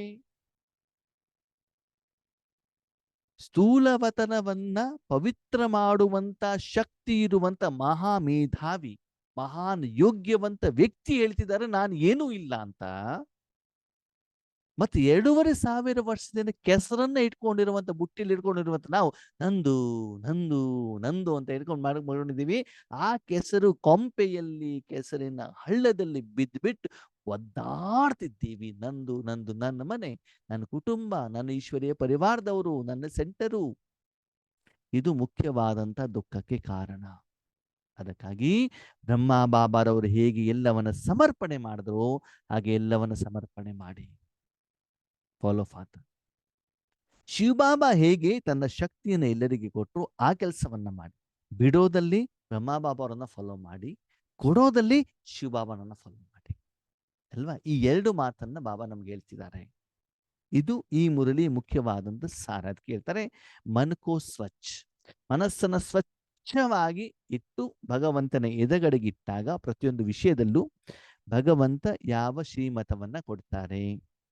ಯಾವ ವಿಧಿಯನ್ನ ಕೊಡ್ತಾರೆ, ಅವರು ಹೇಳಿರೋದೇನು, ಅದು ಯಾವ ವಿಷಯದ ಬಗ್ಗೆ ಅವರು ಹೇಳಿದ್ದಾರೆ, ನಾನು ಕೇಳಿರುವಂಥ ಯಾವ ಪ್ರಶ್ನೆಗೆ ಅವ್ರದ್ದು ಅದು ಉತ್ತರ, ಅದು ನನಗೋಸ್ಕರನೋ ಅಥವಾ ನಾನು ಕೇಳಿರುವಂಥ ಬೇರೆ ಯಾವ್ದೋ ವ್ಯಕ್ತಿಗಳಿಗೋಸ್ಕರನೋ, ಇದು ನಿಮ್ಗೆ ಕ್ಲಿಯರ್ ಆಗಿ ಗೊತ್ತಾಗ್ಬೇಕು. ಕ್ಲಿಯರ್ ಬುದ್ಧಿ ಕ್ಲಿಯರ್ ಇರಬೇಕು, ಮನಸ್ಸು ಕ್ಲೀನ್ ಇರಬೇಕು. ಕ್ಲೀನ್ ಮನಸ್ಸನ್ನ ಇಟ್ಟಾಗ ಅದರ ಮೇಲೆ ಬಾಬಾ ಏನು ಶಕ್ತಿಯನ್ನ, ಗುಣವನ್ನ, ವಿಶೇಷತೆಯನ್ನ, ಶ್ರೀಮತವನ್ನ ಕೊಡ್ತಾರೋ ಬುದ್ಧಿಯಿಂದ ನೀವೇನ್ ಮಾಡ್ಬೇಕಾಗ್ತದೆ, ಅದು ಸ್ವೀಕಾರ ಮಾಡ್ಬೇಕಾಗ್ತದೆ. ಬಾಬಾ ಸಂಜ್ಞೆ ಮೂಲಕನೂ ಕೊಡ್ಬೋದು, ಶಬ್ದದ ಮೂಲಕ ಕೊಡ್ಬೋದು, ಮುರಳಿಯ ಮುಖಾಂತರ ಕೊಡ್ಬೋದು, ಮನಸ್ಸಿನ ಮೂಲಕನೂ ಕೊಡ್ಬೋದು. ಅದರ ಬಾಬಾನೇ ಹೇಳುವಂಥದ್ದು ನಿಮಗೆ ಸ್ಪಷ್ಟವಾಗಿ ಗೊತ್ತಾಗಬೇಕು ಅಂತಂದ್ರೆ ಮೊದಲನೇದಾಗಿ ಆ ಮನಸ್ಸು ಬುದ್ಧಿ ಮೇಲೆ ನಾನು ನನ್ನದು ಹೇಳುವಂತ ಕೊಳೆಯನ್ನ ಕ್ಲೀನ್ ಮಾಡಿ. ಬೆಳಗ್ಗೆ ಎದ್ದು ಮುಖ ತೊಳೆದೇನೆ ಕಾಫಿ ಟೀ ಏನು ಕುಡಿದ್ರು ಕೂಡ ರುಚಿ ಗೊತ್ತಾಗಲ್ಲ ಅಲ್ವಾ? ಮುಖ ತೊಳಿದೇನೆ ಫೇರ್ ಅಂಡ್ ಲವ್ಲಿ ಹೆಚ್ಕೊಂಡ್ರೆ ಮುಖ ಬೆಳ್ಳಗಾಗೋದಿಲ್ಲ ಆತ್ಮೀಯತೆ ಅಲ್ವಾ? 1 ವಾರ 15 ದಿವಸ ಕೊಳಕಾಗಿರುವಂತ ಡ್ರೆಸ್ ತಗೊಂಡೋಗ್ಬಿಟ್ಟು ವಾಶ್ ಮಾಡದೆ ಇಸ್ತ್ರಿ ಹಾಕಿ ಏನಾಗ್ತದೆ ಹೇಳಿ? ಆ ಕೆಸರು ಇನ್ನೂ ಗಟ್ಟಿಯಾಗಿ ಕೂತ್ಕೊಳ್ತದೆ. ನಾವು ಮಾಡ್ತಾ ಇರೋದು ಇದೇ ಕೆಲಸ ಆತ್ಮೀಯರೇ. ದಯವಿಟ್ಟು ಅದರ ಕಡೆ ಗಮನವನ್ನ ಕೊಡಿ. ಅದಕ್ಕಾಗಿ ಡಬಲ್ ಲೈಟ್ ಫರಿಸ್ತಾ ಯಾವುದೇ ರೀತಿ ನಿಮಗೆ ಆ ಸಂಬಂಧದ, ಲೋಭದ ಅಂಶನೂ ಕೂಡ ನಿಮ್ಮ ಬುದ್ಧಿಯಲ್ಲಿ ಇರಬಾರ್ದು ಅಂತಂದ್ರೆ ಮನಸ್ಸನ್ನು ಸ್ವಚ್ಛವಾಗಿಡಬೇಕು. ಯಾವ ರೀತಿ? ಬಾಬಾ ಮನಸ್ಸನ್ನ ಕೊಟ್ಟಿದ್ದೀನಿ, ಯಾಕೆ? ನಿನ್ನ ಸಪ್ತ ಶಕ್ತಿಗಳು ವಿಶ್ವಕ್ಕೆ ಹೋಗ್ಲಿ ಅಷ್ಟೇ. ಅದು ಬೇಕು, ಇದು ಬೇಕು, ಮತ್ತೊಂದು ಬೇಕು, ಮಗದೊಂದು ಬೇಕು, ಅವ್ರಿಗೆ ಕೊಡ್ಬೇಕು, ಇವ್ರಿಗೆ ಕೊಡ್ಬೇಕು ಇಲ್ಲ. ಕೇವಲ ಶಿವಬಾಬಾ ಯಾರಿಗೆ ಕೊಡ್ಲಿಕ್ಕೆ ಇಷ್ಟಪಡ್ತಾರೋ ಅದನ್ನು ಮಾತ್ರ ಕೊಡಬೇಕು ಹೊರತು ಬೇರೆ ಯಾವುದನ್ನು ಮನಸ್ಸನ್ನೇ ಬೇರೆ ಯಾವುದನ್ನು ಇಟ್ಕೊಳ್ಬೇಡಿ ಮಕ್ಕಳೇ. ಅದರಲ್ಲಿ ಮಿಕ್ಸ್ಚರ್ ಮಾಡಬೇಡಿ. ಇದನ್ನ ಬಾಬಾ ಮುರಳಿಯಲ್ಲಿ ತಿಳಿಸುವಂತ ಪ್ರಯತ್ನವನ್ನ ಮಾಡ್ತಾರೆ. ಈ ರೀತಿ ನೀವು ಮಾಡಿದ್ರೆ ಬಾಬಾ ಹೇಳ್ತಾರೆ ನೀವು ಸ್ವರಾಜ್ಯ ಅಧಿಕಾರಿಗಳಾಗ್ತೀರಿ. ಅಂದ್ರೆ ಪ್ರತಿಯೊಂದು ವಿಷಯ, ಪ್ರತಿಯೊಂದು ಕರ್ಮ, ಪ್ರತಿಯೊಂದು ಕಾಯಕ, ಕೆಲಸ, ಕಾರ್ಯ, ಕರ್ಮ ಬಾಬನಿಗೆ ಹೇಳಿಬಿಟ್ಟು ಕ್ಲೀನ್ ಬುದ್ಧಿ ಇಟ್ಕೊಂಡು, ಓಕೆ ಇಲ್ಲೂ ಕೂಡ ಬಾಬಾ ಕ್ಲೀನ್ ಮನಸ್ಸು ಅಂತಂದ್ರೆ ಏನು ಅದನ್ನು ಬಾಬಾ ಮುಂದೆ ವರ್ಣನೆ ಮಾಡ್ತಾರೆ, ಎಕ್ಸ್ಪ್ಲನೇಷನ್ ಮಾಡ್ತಾರೆ. ಕ್ಲೀನ್ ಮನಸ್ಸು ಅಂತಂದ್ರೆ ಏನು? ಕ್ಲೀನ್ ಮನಸ್ಸು ಅಂತಂದ್ರೆ ಒಂದು ನಿಸ್ವಾರ್ಥ. ಎರಡನೇದು, ನಿಮ್ಮ ಎದೆಗಡೆಗಿರುವಂತ ಪ್ರತಿಯೊಂದು ಆತ್ಮ ಯಾರ್ಯಾರು ಬರ್ತಾರೆ ಅವ್ರು ನಿಮ್ಮ ಶತ್ರುಗಳೇ ಇರ್ಬೋದು, ಮಿತ್ರರೇ ಇರ್ಬೋದು, ನಿಮ್ಗೆ ಎಷ್ಟೇ ದುಃಖವನ್ನ ಕೊಟ್ಟಿರ್ಬೋದು, ಲೌಕಿಕದಲ್ಲಿರ್ಬೋದು ಅಲೌಕಿಕದಲ್ಲಿರ್ಬೋದು, ಯಾರಿಗಾದ್ರೂ ಕೂಡ ಎದುರುಗಡೆ ಬಂದಿರುವಂತ ಆತ್ಮನಿಗೆ ಶುಭ ಭಾವನೆ, ಶುಭ ಕಾಮನೆ. ಅವರಿಗೆ ನಾನು ಏನ್ ಕೊಡ್ಬೇಕು? ಪರಮಾತ್ಮನ ಶಕ್ತಿಯನ್ನ ಕೊಡಬೇಕು, ಅವರಿಗೆ ಅನುಭವ ಮಾಡಿಸ್ಬೇಕು. ಒಬ್ಬ ಬ್ರಾಹ್ಮಣ ದೇವಸ್ಥಾನದಲ್ಲಿ ಪ್ರಸಾದವನ್ನ ಕೊಡ್ತಾ ಇದ್ದಾರೆ, ಆ ಕೆಲಸಕ್ಕೆ ದೇವರು ನಿಮಿತ್ತ ಮಾಡಿದ್ದಾರೆ ಅಂತಂದ್ರೆ ಅವನ ಕೆಲಸ ಕೈ ಮುಂದೆ ಮಾಡಿದವರಿಗೆ ಪ್ರಸಾದ ಕೊಡೋದು ಅಷ್ಟೇ. ಶ್ರೀಮಂತರ, ಬಡವರೋ, ಸ್ತ್ರೀನೋ, ಪುರುಷನೋ, ಬೇಕಾದವ್ರದೋ, ಬೇಡದೇ ಇರೋರು, ಶತ್ರುನೋ, ಮಿತ್ರನೋ, ಚಿಕ್ಕವರೋ, ದೊಡ್ಡವರೋ, ಹಿಂದೂನೋ, ಮುಸ್ಲಿಮೋ, ನಿಮ್ಗೆ ಏನು ಸಂಬಂಧ ಇಲ್ಲ. ಆ ಸಮಯದಲ್ಲಿ ನೀನು ಬ್ರಾಹ್ಮಣ ಅಷ್ಟೇ. ನಿನ್ನ ವೈಯಕ್ತಿಕ ರಕ್ತ ಸಂಬಂಧ, ವ್ಯವಹಾರ, ಲೆಕ್ಕಾಚಾರ ಎಲ್ಲ ಬದಿಗಿಡು ನೀನು. ಹಾಗೆ ಇವತ್ತು ನಾವು ಬ್ರಾಹ್ಮಣರಾದ ಮೇಲೆ ಭಗವಂತನ ಶಕ್ತಿಯನ್ನು ವಿಶ್ವಕ್ಕೆ ಕೊಡಲಿಕ್ಕೆ ನಿಮಿತ್ತ ಮಾಡುವಂತ ಒಂದೇ ಕಾಯಕನೇ ಹೊರತು ಬೇರೆ ಎಲ್ಲ ವ್ಯವಹಾರವನ್ನ, ಬೇರೆ ಎಲ್ಲ ಸ್ಮೃತಿಯನ್ನ, ಸ್ವರೂಪವನ್ನ ಎಲ್ಲವನ್ನ ಏನ್ ಮಾಡ್ಬೇಕು? ಎತ್ತು ಬಿಟ್ಟು ನಾವು ಪಕ್ಕದಲ್ಲಿ ಇಡಬೇಕಾಗ್ತದೆ. 2500 ವರ್ಷದಲ್ಲಿ ಭಗವಂತನನ್ನು ನಾವು ಬೇಕಾದಷ್ಟು ನಿಂದನೆ ಮಾಡಿರಬಹುದು, ಆದ್ರೆ ನಮ್ಮನ್ನ ಧ್ಯಾನದಲ್ಲಿ ತರಬೇಕಾದ ಬಾಬಾ ಅದನ್ನೆಲ್ಲದು ಯೋಚನೆ ಮಾಡಿದಾರ? ಯಾರಾದ್ರೂ ಒಬ್ರು ಒಂದು ದಿನ ನಿಂದನೆ ಮಾಡದೆ ವರ್ಷಾನುಗಟ್ಟಲೆ ನೆನ್ಪಿಟ್ಕೊಳ್ತು, ಆ ದಿನ ನನ್ನ ಬೈದಿದೆಯಲ್ಲ, ಎಷ್ಟು ಪ್ರಿಂಟ್ ಮಾಡಿ ಸೀಲ್ ಮಾಡಿ ಇಟ್ಕೊಂಡ್ಬಿಟ್ಟಿರ್ತೀವಿ ನಾವು ಆತ್ಮೀಯರೇ. ಅದಕ್ಕಾಗಿ ಕ್ಲೀನ್ ಅಂತಂದ್ರೆ ನಿಮ್ಮ ಮನಸ್ಸಿನಲ್ಲಿ ಯಾರು ಶತ್ರುಗಳು ಇಲ್ಲ, ಎಲ್ಲರಿಗೂ ನಾನು ಕೊಡಬೇಕು. ಅವಾಗ ಭೇದ ಭಾವ ಇಲ್ವಲ್ಲ, ಭಿನ್ನಾಭಿಪ್ರಾಯಗಳಿಲ್ವಲ್ಲ, ಶತ್ರುನೂ ಇಲ್ಲ, ಮಿತ್ರನೂ ಇಲ್ಲ ಅಂದ್ಮೇಲೆ ನಿಮ್ಮ ಮನಸ್ಸು ಆ ಕಡೆ ಓಡುವುದೇ ಇಲ್ಲ. ಮನಸ್ಸು ಯಾಕೆ ಓಡ್ತದೆ? ಒಂದು ನನ್ನವರು, ಎರಡನೇವರು ನನ್ನವರಲ್ಲ. ಇದು ಎರಡು ಕಾರಣದಿಂದ ಹೋಗ್ತಾರೆ. ಶತ್ರುವಿನ ಕಡೆಗೆ ಹೋಗ್ತದೆ, ಮಿತ್ರನ ಕಡೆಗೆ ಹೋಗ್ತದೆ. ಬೇಕು ಹೇಳೋದ ಕಡೆ ಹೋಗ್ತದೆ, ಬೇಡ ಹೇಳೋದ ಕಡೆ ಹೋಗ್ತದೆ. ಇಲ್ಲಿ ಬೇಕೂನು ಇಲ್ಲ, ಬೇಡನೂ ಇಲ್ಲ ಅಲ್ವಾ? ಅದಕ್ಕಾಗಿ ಕ್ಲೀನ್ ಮನಸ್ಸು. ನನಗೇನು ಇಚ್ಛೆ ಇಲ್ಲ ಬಾಬಾ, ಮನಸ್ಸನ್ನು ನಿನ್ನ ಕೈಲಿ ಕೊಟ್ಟಿದ್ದೇನೆ, ನಿನ್ನ ಇಚ್ಛೆಯ ಅನುಸಾರ ನೀನು ಹೇಗೆ ನನ್ನ ಕರ್ಕೊಂಡು ಹೋಗ್ಬೇಕು, ನಿನ್ನ ಇಷ್ಟ ಕರ್ಕೊಂಡು ಹೋಗಿದ್ದ ನಾನು. ಹಾ, ಬಾಬಾ ಹೇಳ್ತಾರೆ ಸ್ವಚ್ಛ ಬುದ್ಧಿ ಅಂತ ಯಾಕೆ ಹೇಳ್ತಾರೆ ಅಂತಂದ್ರೆ, ಕ್ಲಿಯರ್ ಬುದ್ಧಿ ಅಂತಂದ್ರೆ ನಿರಂತರವಾಗಿ ಬಾಬನಿಂದನೇ ಶಕ್ತಿ ಸಿಗ್ತಾ ಇದೆಯಾ, ಆಧ್ಯಾತ್ಮಿಕವಾಗಿ ಅಭಿವೃದ್ಧಿ ಆಗ್ತಾ ಇದೆಯಾ, ಈಶ್ವರದ ಸುಖದ ಅನುಭವ ಆಗ್ತಾ ಇದೆಯಾ, ಅದು ಬುದ್ಧಿಯಿಂದನೇ ನೀವು ಟೆಸ್ಟ್ ಮಾಡಬೇಕಾಗ್ತದೆ. ಬಾಬಾ ಸ್ಪಷ್ಟವಾಗಿ ಹೇಳಿದ್ರು, ಬುದ್ಧಿ ಬಂಗಾರದಿಂದಲ್ಲ, ಒಡವೆಯಿಂದಲ್ಲ, ಬಿಲ್ಡಿಂಗ್ ಇಂದಲ್ಲ, ಧನದಿಂದ ಅಲ್ಲ, ನಿಮ್ಮ ಸೇವಾ ಕೇಂದ್ರ ಎಷ್ಟು ಜನ ಆತ್ಮಗಳು ಬರ್ತಾ ಇದ್ದಾರೆ ಜನದ ಆಧಾರದಲ್ಲಿ ಅಲ್ಲ, ಸೇವೆಯ ಆಧಾರದಲ್ಲಿ ಅಲ್ಲ, ಎಷ್ಟು ಜನ ಕ್ಲಾಸ್ ಮಾಡಿದ ವ್ಯೂಸ್ ಬಂದಿದೆ ಅದರ ಆಧಾರದಲ್ಲ, ನಿನ್ನ ಬುದ್ಧಿಯಿಂದ ನೀನು ಚೆಕ್ ಮಾಡಬೇಕು. ಇವತ್ತು ನಾನು ಕರ್ಮ ಮಾಡಿದ್ರ ಫಲ ನಿರಾಕಾರ ರೂಪದಲ್ಲಿ ನನಗೆ ಎಷ್ಟು ಸಿಕ್ಕಿದೆ ಒಂದು, ಅಥವಾ ನನ್ನ ಮೂಲಕ ವಿಶ್ವಕ್ಕೆ ಎಷ್ಟು ಪರ್ಸೆಂಟೇಜ್ ಭಗವಂತನ ಶಕ್ತಿ ಪ್ರವಾಹ ಆಗ್ತಾ ಇದೆ. ಒಳಗಡೆ ಬರುವಂತ ವಿಷಯ ಇರ್ಬೋದು, ಹೊರಗಡೆ ಹೋಗುವಂತ ವಿಷಯ ಇರ್ಬೋದು, ಅದು ಎರಡನ್ನು ಕೂಡ ನಿರಾಕಾರ ಆತ್ಮ, ನಿರಾಕಾರ ಕರ್ಮೇಂದ್ರಿಯಗಳಿಂದ, ನಿರಾಕಾರ ಪರಮಾತ್ಮನ ಜೊತೆಯಲ್ಲಿ ಸೇವೆಗೆ ಸಹಯೋಗವನ್ನು ಕೊಡ್ತಾ ನಿರಾಕಾರ ರೂಪದಲ್ಲೇ ಆ ಫಲಿತಾಂಶವನ್ನ ಚೆಕ್ ಮಾಡಬೇಕಾಗ್ತದೆ. ಅದೇ ಕೆಲಸದಲ್ಲಿ ನೀವು ಬ್ಯೂಸಿ ಇದ್ದಾಗ ಬೇರೆ ಎಲ್ಲ ವಿಷಯದಿಂದ ನೀವೇನಾಗ್ಬಿಡ್ತೀರಿ, ಆಫೀಸ್ ಕೆಲಸ ಇದ್ದಾಗ ಬೇರೆ ಎಲ್ಲದಿಂದ ಬ್ಯೂಸಿ ಆಗ್ತೀವಿ, ಫ್ರೀ ಆಗ್ತೀವಿ ತಾನೇ ನಾವು. ಶಾಪಿಂಗ್ ಹೋದಾಗ ಬೇರೆ ಎಲ್ಲದಿಂದ ಫ್ರೀ ಆಗ್ತೀವಿ ತಾನೇ. ಅದ್ರ ಮಜಾ ಏನು ಗೊತ್ತಾ, ನಾವು ರಾಜಯೋಗದಲ್ಲಿ ಕುತ್ಕೊಂಡಾಗ್ಲೇ ಎಲ್ಲ ಬರ್ತದೆ. ಟಿವಿ ನೋಡಿರೋದು, ಸೀರಿಯಲ್ ನೋಡಿರೋದು, ಶಾಪಿಂಗು, ಕರೆಂಟ್ ಬಿಲ್ ತುಂಬೋದು, ಕಾಯಿಲೆಗಳು, ರೋಗಗಳು, ಯಾರು ಹೇಳಿರೋದು, ನಿಂದನೆ ಮಾಡೋದು, ನಾಳೆ ಪ್ರೋಗ್ರಾಮ್ ಎಲ್ಲ ಬರೋದೇ ರಾಜಯೋಗದ ಸಮಯದಲ್ಲಿ. ಆ ರಾಜಯೋಗದ ಸಮಯ ಅಂತಂದ್ರೆ ಏನು, ನಾವು ಹಿಂದೆ ಆಗಿರೋದು ಮುಂದಾಗೋದು ಎಲ್ಲ ಪ್ಲಾನಿಂಗ್ ಮಾಡೋದು ಅದೇ ರಾಜಯೋಗದ ಟೈಮ್. ಬಾಬನ ಎದುರುಗಡೆಗೆ ಇಟ್ಟು, ಬಾಬಾ ಇದು ಹಿಂಗಾಯ್ತು, ಇದು ಹಿಂಗಾಯ್ತು, ಇದು ಹಿಂಗೆ ಮಾಡ್ಬೇಕು, ಅದು ಹಂಗೆ ಮಾಡ್ಬೇಕು, ಇದು ಇಲ್ಲಿವರೆಗೆ ಆಗಿದೆ, ಇದು ನೀನು ಮಾಡಿಕೊಟ್ಟಿಲ್ಲ, ಇದು ಎಷ್ಟು ದಿನ ಆಯ್ತು ಹೇಳಿಬಿಟ್ಟು, ಇದು ಯಾವುದು ರಾಜಯೋಗ ಅಲ್ಲ. ಆ ಸಮಯದಲ್ಲಿ ಯಾರ ಜೊತೆನೂ ನೀನು ಕನೆಕ್ಟ್ ಆಗುವಂಗಿಲ್ಲ, ನೀನಷ್ಟೇ ಆತ್ಮ, ನಿನ್ನ ಮನಸ್ಸು ಬೇರೆ ಎಲ್ಲೂ ಇಲ್ಲ. ಪರಮಾತ್ಮ ಒಬ್ಬನಲ್ಲಿ ಬಿಟ್ಟು ಬೇರೆ ಏನಿಲ್ಲ. ಪರಮಾತ್ಮ ಏನು ಗುಣ ಕೊಡ್ತಾರ, 7 ಗುಣ ಕೊಡ್ತಾರ, ಊಟ ಕೊಡ್ತಾರ, ಬಾಯಿ ಮುಚ್ಕೊಂಡು ತಿನ್ನೋದಷ್ಟೇ ಕೆಲಸ. ನೀನು ಬೇರೆ ಏನು ನೋಡ್ಬೇಡ, ನೋಡೋದು 3 ಲೋಕನೂ ನೀನು ನೋಡೋದು ಬೇಡ, ಏನು ಬೇಡ. ಕೇವಲ ಅಪನೇ ಕೋ ಆತ್ಮ ಸಮझ ಮುझ बाप को याद करो ಅಷ್ಟು ಮಾತ್ರ ಇದೆಯಾ. ಬುದ್ಧಿ ಚೆಕ್ ಮಾಡಿ, ಎಷ್ಟು ಸೆಕೆಂಡ್ ಇರ್ತದೆ, ಮಧ್ಯೆ ಮಧ್ಯೆ ಎಷ್ಟು ಓಡ್ತದೆ. 1 ಸೆಕೆಂಡಲ್ಲಿ ಬಾಬಾ ಹೇಳ್ತಾರೆ, ಪರಿಷ್ಠ ಆಗ್ತೀರಾ? ಎಷ್ಟು ಸೆಕೆಂಡ್ ಬೇಕಾಗ್ತದೆ, ಎಷ್ಟು ನಿಮಿಷ ಬೇಕಾಗ್ತದೆ? 1 ಸೆಕೆಂಡ್ ಆದ್ರೆ ಎಷ್ಟು ನಿಮಿಷ ಇಡ್ತೀರಿ ಕಂಟಿನ್ಯೂಯಸ್ ಆಗಿ? ಬಿಡ್ಲಿಕ್ಕೆ ಆಗತ್ತ 1 ಸೆಕೆಂಡ್ ಮನಸ್ಸನ್ನ? ಎಲ್ಲ ಟಕ್ ಅಂತ ತೆಗೆದು ನೆಕ್ಸ್ಟ್ ಸೆಕೆಂಡ್ ಅಲ್ಲಿ ಅನುಭವ ಆಗ್ಬೇಕು. ಹೇಗೆ ನಾವು ಸ್ವಿಚ್ ಹಾಕಿದ್ರೆ ಇನ್ನೂ ಕೈ ತೆಗೆದಿರೋದಿಲ್ಲ, ಅಲ್ಲಿ ಬೆಳಕು ಬಂದಿದ್ದಿರ್ತದೆ. ಯಾವಾಗ ಬಲ್ಬ್ ಇದ್ರೆ, ಅದೇ ಟ್ಯೂಬ್ ಲೈಟ್ ಇದ್ರೆ ಪಕ್ ಪಕ್ ಪಕ್ ಪಕ್ ಪಕ್ ಹೇಳ್ತಾರೆ ಅಲ್ವಾ. ಅದಕ್ಕೆ ಟ್ಯೂಬ್ ಲೈಟ್ ಆಗ್ಬಾರ್ದು ಅಂತ ಹೇಳ್ತಾರೆ ಬಾಬಾ ಅಲ್ವಾ. ಅದಕ್ಕೆ ಸ್ವರಾಜ್ಯ ಅಧಿಕಾರಿ ಮಕ್ಕಳನ್ನ ಬಾಬಾ ನೋಡ್ತಿದ್ದಾರೆ.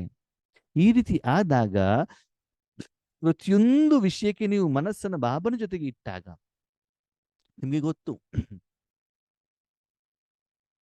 ಮಹಾಭಾರತ ಯುದ್ಧದ ಸಮಯದಲ್ಲಿ ರಥದಲ್ಲಿ, ಅರ್ಜುನನ ರಥದಲ್ಲಿ ಶ್ರೀಕೃಷ್ಣ ಇದ್ದಾಗ ಏನೇ ಪ್ರಶ್ನೆ ಬಂದರೂ ಕೂಡ ಯುದ್ಧದ ಸಮಯದಲ್ಲೂ ಅರ್ಜುನ ಮತ್ತು ಶ್ರೀಕೃಷ್ಣ ನಡುವೆ ಸಂವಾದ ನಡೀತಾ ಇರ್ತದೆ ಅಲ್ವಾ. ಹಾಗೆ ಇವತ್ತು ಕೂಡ ಮಕ್ಕಳೇ ನಿಮ್ಮ ಜೀವನದಲ್ಲಿ ಮಹಾಭಾರತ. ಏನ್ ಮಹಾಭಾರತ? ನಿಮ್ಮ ಸಂಬಂಧಿಗಳ ಜೊತೆನೇ ಜಗಳ, ಪತಿ ಜೊತೆಗೆ, ಮಕ್ಕಳ ಜೊತೆಗೆ, ಅಣ್ಣ ತಮ್ಮ ಇವ್ರ ಜೊತೆನೇ ಜಗಳ, ಬೇರೆ ಯಾರ ಜೊತೆಗಲ್ಲ. ಆಸ್ತಿಗೋಸ್ಕರ, ವ್ಯವಹಾರಕ್ಕೋಸ್ಕರ. ಓಕೆ, ಅದಕ್ಕಾಗಿ ಆ ಸಮಯ ಇವಾಗ ಬಂದಿದೆ. ಅದಕ್ಕಾಗಿ ಪ್ರತಿಯೊಂದು ವಿಷಯದಲ್ಲಿ ಬಾಬನ ಹತ್ರ ಮತವನ್ನ ಇಟ್ಕೊಳ್ಳಿ. ಹಾಗಿದ್ರೆ ನೀವ್ಯಾರು ಸ್ತ್ರೀ ಪುರುಷ ಅಲ್ಲ, ನೀವು ಪರಮಾತ್ಮನ ಕಾರ್ಯಕ್ಕೆ ಪರಮಧಾಮದಿಂದ ಅವತರಿತವಾಗಿರುವಂತ ಒಂದು ಸ್ವಚ್ಛ ಆತ್ಮ ಅಷ್ಟೇ. ಬಂದ್ವಿ, ಅಷ್ಟು ಕೆಲಸ ಮುಗಿಸಿದ್ವಿ, ಮತ್ತು ವಾಪಸ್ ಮನೆಯಲ್ಲಿ ಶಾಂತ ಸ್ಥಿತಿಯಲ್ಲಿ ಕೊಳಿಸ್ಕೊಂಡು. ಇವತ್ತು ಮನೇಲಿ ಮಕ್ಕಳು ಮೊಬೈಲ್ ಆಟ ಆಡ್ತಿರ್ತಾರೆ, ಓಕೆನಾ. ಅವ್ರಿಗೆ ಏನಾದ್ರು ಕೆಲಸ ಹೇಳಿ, ಕೆಲಸ ಬೇಗ ಮುಗಿಸಿದ್ರು ಮತ್ತೆ ವಾಪಸ್ ಮೊಬೈಲ್ ಆಟ ಆಡ್ಲಿಕ್ಕೆ ಕೂತ್ಕೊಂಡ್ಬಿಟ್ರು. ಲೌಕಿಕದಲ್ಲೂ ಮನೆಯಿಂದ ಹೊರಗಡೆ ಹೋಗ್ತೀವಿ, ತರಕಾರಿ ತರ್ಲಿಕ್ಕೆ, ಹಾಲು ತರ್ಲಿಕ್ಕೆ, ಏನೋ ಕೆಲಸ ಕಾರ್ಯಕ್ಕೆ ಹೋದ್ವಿ, ಕೆಲಸ ಮುಗಿಸಿದ್ವಿ, ಮತ್ತೆ ಎಲ್ಲಿಗೆ ಬರ್ತೀವಿ? ಮನೆಗೆ ಬರ್ತೀವಲ್ವಾ. ಆತ್ಮೀಯರೇ, ಶರೀರವನ್ನ ಮನೆಗೆ ತಂದು ಕುಳಿಸ್ತೀವಿ, ಮನಸ್ಸನ್ನ ಮನೆಗೆ ತರಿಸ್ತೀವ? ಅದನ್ನ ಸ್ಥಿತಿಯಲ್ಲಿ ಕುಳಿಸ್ತೀವ? ನಾವು ಆತ್ಮ ಎಷ್ಟು ಹೊತ್ತಾಗಿರ್ತೀವಿ, ತಾಯಿ ಆಗಿರ್ತೀವಿ, ಮಗು ಆಗಿರ್ತೀವಿ, ಅತ್ತೆ ಆಗ್ತೀವಿ, ಸೊಸೆ ಆಗ್ತೀವಿ, ಮನೆ ಒಡತಿ ಆಗ್ತೀವಿ, ಅಡಿಗೆ ಮಾಡೋರಾಗ್ತೀವಿ. ಆದ್ರೆ ಆತ್ಮ ಎಷ್ಟೊತ್ತಾಗ್ತೀವಿ? ಇದನ್ನ ನೀವು ಚೆಕ್ ಮಾಡ್ಕೊಳ್ಳಿ. ಕೇವಲ ನಾನು ಆತ್ಮ ಆಗಿರ್ಬೇಕು, ಬೇರೆ ಯಾರ ಜೊತೆನೂ ನಿಮ್ಮ ಮನಸ್ಸಿನಲ್ಲಿ ಯಾರನ್ನು ಸೇರಿಸ್ಕೊಂಡು ಹೋಗ್ಬಾರ್ದು. ಅದಕ್ಕೆ ಬಾಬಾ ಎಷ್ಟು ಸುಂದರವಾದ ಮಾತನ್ನು ಹೇಳ್ತಾರೆ ಗೊತ್ತಾ. ಒಂದು ಮದುವೆ ಮನೆಗೆ ಆತ್ಮೀಯರೇ, ನೀವೊಬ್ಬರೇ ಹೋಗಿ ಹೇಗಿರ್ತದೆ? ನಿಮ್ಮ ಮಕ್ಕಳನ್ನ ಕರ್ಕೊಂಡು ಹೋದ್ರಿ, ಬೇರೆ ಯಾರನ್ನ ಕರ್ಕೊಂಡು ಹೋದ್ರಿ, ಫ್ರೆಂಡ್ಸ್ಗಳನ್ನು, ಮಕ್ಕಳನ್ನು, ಪತಿನ ಕರ್ಕೊಂಡು ಹೋದ್ರಿ, ಒಂದು ಟೆನ್ಷನ್ ಇರ್ತದೋ ಇಲ್ವೋ? ಅವ್ರು ಹೇಳ್ದಂಗೆ ಕೇಳಬೇಕೋ ಬೇಡವೋ? ಅವ್ರು ಎಲ್ಲೇ ಇದ್ರು ಕೂಡ ಹೋಗಿ ನಾನು ಊಟ ಮಾಡಬೇಕು, ಮನೆಯವ್ರು ಎಲ್ಲಿದ್ದಾರೆ, ಮಕ್ಕಳು ಎಲ್ಲಿದ್ದಾರೆ, ಪ್ರಯಾಣ ಮಾಡ್ತಿದ್ದಾರೆ, ಒಬ್ಬರೇ ಇಲ್ಲಿ, ಓಕೆ, ನಿಂತ್ಕೊಂಡಾದ್ರೂ ಹೋಗಿ, ಕುತ್ಕೊಂಡಾದ್ರೂ ಹೋಗಿ, ಎಡಗಡೆ ಸೀಟ್ ಸಿಗ್ಲಿ, ಬಲಗಡೆ ಸೀಟ್ ಇದ್ರೆ ನಿಮ್ಗೆ ಏನು ಸಮಸ್ಯೆ ಇಲ್ಲ, ನೀವು ಒಬ್ಬರೇ. ಅದೇ ಜೊತೆಲಿ ಇದ್ದಿದ್ರೆ ನಿಮ್ ಕಿಟಕಿ ಪಕ್ಕದಲ್ಲಿ ಕೂತ್ಕೊಳ್ಬೇಕು ಅಂತ ಮನಸ್ಸಿರ್ತದೆ. ನಿಮ್ಗೆ ಬೇಕಾದವ್ರು ಪಕ್ಕದಲ್ಲಿ ಕೂತ್ಕೊಂಡಿದ್ದಾರೆ, ಅವನಿಗೆ ಕೇಳಲಿಕ್ಕೆ ಆಗೋದಿಲ್ಲ. ಏನ್ ಮಾಡೋದು ಅವಾಗ? ಓಕೆ, ಡಬ್ಬದಲ್ಲಿ ಊಟ ಇದೆ, ನಿಮ್ಗೆ ಬೇಕಾದಾಗ ತಿನ್ಬಿಡ್ಬೋದು. ಒಬ್ಬರನ್ನು ಎಕ್ಸ್ಟ್ರಾ ತಗೊಂಡೋದಾಗ ಅದು ನಿಮ್ಮ ಮನಸ್ಸಿಗೆ ಭಾರವಾಗುತ್ತದೆ. ಕೆಲವೊಂದು ವಿಷಯ ನಾವು ಅವರಿಗೆ ಕೇಳಬೇಕಾಗ್ತದೆ, ಅವ್ರು ಹೇಳ್ದಂಗೆ ನಾವು ಕೇಳಬೇಕಾಗ್ತದೆ.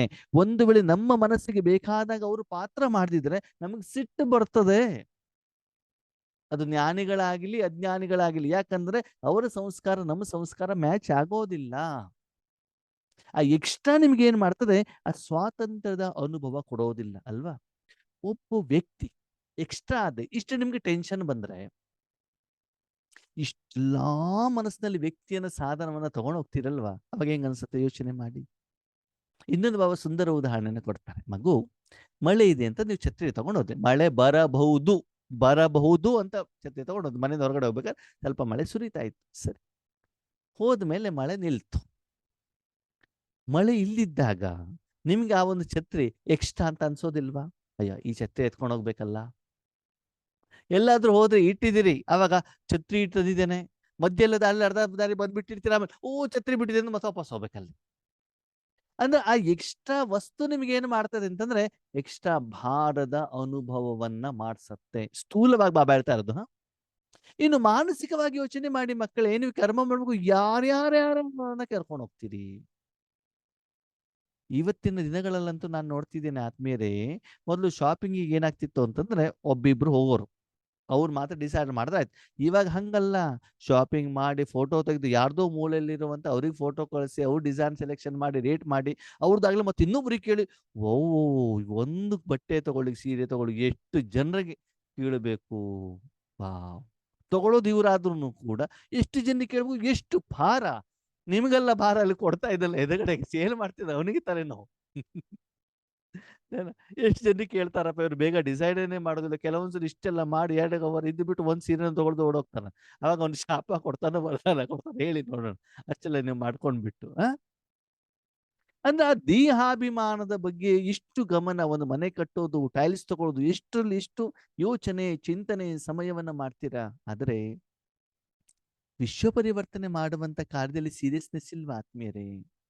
ಈ ಭಾರ, ಈ ನಾನನ್ನು ನನ್ನದು ಹೇಳುವಂಥದ್ದೇ ನಿಮಗೆ ಪರಿಸ್ಥಿತಿಗಳಿಗೆ ವಿಘ್ನಕ್ಕೆ ಕಾರಣ. ಯಾಕೆ ಗೊತ್ತಾ ಮಗು, ನೀನು ಭಗವಂತನಿಗೆ ಬೇಕಾದಾಗ ನಡೀತಾ ಇಲ್ಲ, ನಿನ್ನ ಜೊತೆಯಲ್ಲಿರುವಂತ ಜನರಿಗೆ ಬೇಕಾದಾಗ ನಡೆಯುವಂತ ಪ್ರಯತ್ನವನ್ನು ನೀನು ಮಾಡ್ತಾ ಇದೀಯಾ.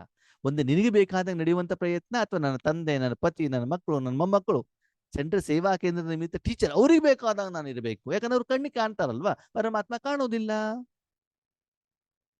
ಈ ಕಾರಣದಿಂದ ಅವರನ್ನು ಸಂತೃಪ್ತಪಡಿಸ್ಲಿಕ್ಕೆ ಹೋಗ್ಬಿಟ್ಟು ನಿನಗೆ ಅದು ತಲೆಭಾರ ಆಗಿದೆ. ಆ ಕಾರಣದಿಂದ ನಾನು ಪಕ್ಕದಲ್ಲಿ ಇದ್ದು ಹೇಳಿದ್ರು ಕೂಡ ನಿನಗೆ ಕೇಳ್ತಾ ಇಲ್ಲ, ಬೇರೆಯವರು ದೂರದಿಂದ ಹೇಳಿದ್ರು ಕಿವಿ ನೆಟ್ಟ ಕೇಳ್ತಾ ಇದೆ. ಅದಕ್ಕೆ ಬಾಬಾ ಇನ್ನೊಂದು ಮಾತನ್ನು ಹೇಳಿದ್ರು ಮುರಳಿಯಲ್ಲಿ, ಸ್ವಪರಿವರ್ತನೆ ಮಾಡಿ ಪರಪರಿವರ್ತನೆ ಅಲ್ಲ. ಮಕ್ಕಳಿಗೆ ದೂರದ ಚೆನ್ನಾಗಿ ಕಾಣ್ತದಂತೆ, ಹತ್ತಿರದ ಕಾಣೋದೇ ಇಲ್ವಂತೆ. ಅಂದ್ರೆ ಒಂದು ಗಾದೆ ಇದೆ ನಮ್ಮಲ್ಲಿ, ಕಾಲ ಕೆಳಗಡೆಗೆ ಹುಲಿ ಕೊಳತು ಬಿದ್ದೋಗಿರ್ತದೆ, ಅದು ಕಾಣೋದಿಲ್ವಂತೆ, ಪಕ್ಕದ ಮೇಲೆ ಇಲಿ ಕೊಳತು ಬಿದ್ದಿದ್ದು ಕಾಣ್ತದೆ. ಅಂದ್ರೆ ನಮ್ಮಲ್ಲಿ ಬೇಕಾದಷ್ಟು ಸಮಸ್ಯೆಗಳಿದ್ದಾವೆ, ವಿಘ್ನಗಳಿದ್ದಾವೆ, ಅದು ಕಾಣೋದಿಲ್ಲ. ಬೇರೆಯವ್ರ ತಪ್ಪು ಮಾತ್ರ ನಮ್ಗೆ ಕಾಣ್ತಾ ಆಡ್ತದೆ. ಅವ್ರು ನಿದ್ರೆ ಮಾಡ್ತಿದ್ದಾರೆ, ಅವ್ರಿಗೆ ಜ್ಞಾನ ಅರ್ಥ ಆಗೋದಿಲ್ಲ. ಪರಚಿಂತನೆ ಯಾಕೆ ಮಾಡ್ತೀರಿ? ಬಾಬಾ ಹೇಳುದು ನಿಮ್ಮನ್ನು ನೀವು ಪರಿವರ್ತನೆ ಮಾಡುವುದಕ್ಕೋಸ್ಕರ. ಅದಕ್ಕಾಗಿ ನೀವು ಚೆಕ್ ಮಾಡ್ಕೊಳ್ಳಿ, ಮನಸ್ಸು ಬುದ್ಧಿಯಿಂದ ನೀವು ಎಷ್ಟು ಕ್ಲಿಯರ್ ಆಗಿದ್ದೀರಿ. ಬಾಬಾ ಎಷ್ಟು ಸುಂದರವಾದ ಮಾತನ್ನು ಹೇಳ್ತಾರೆ.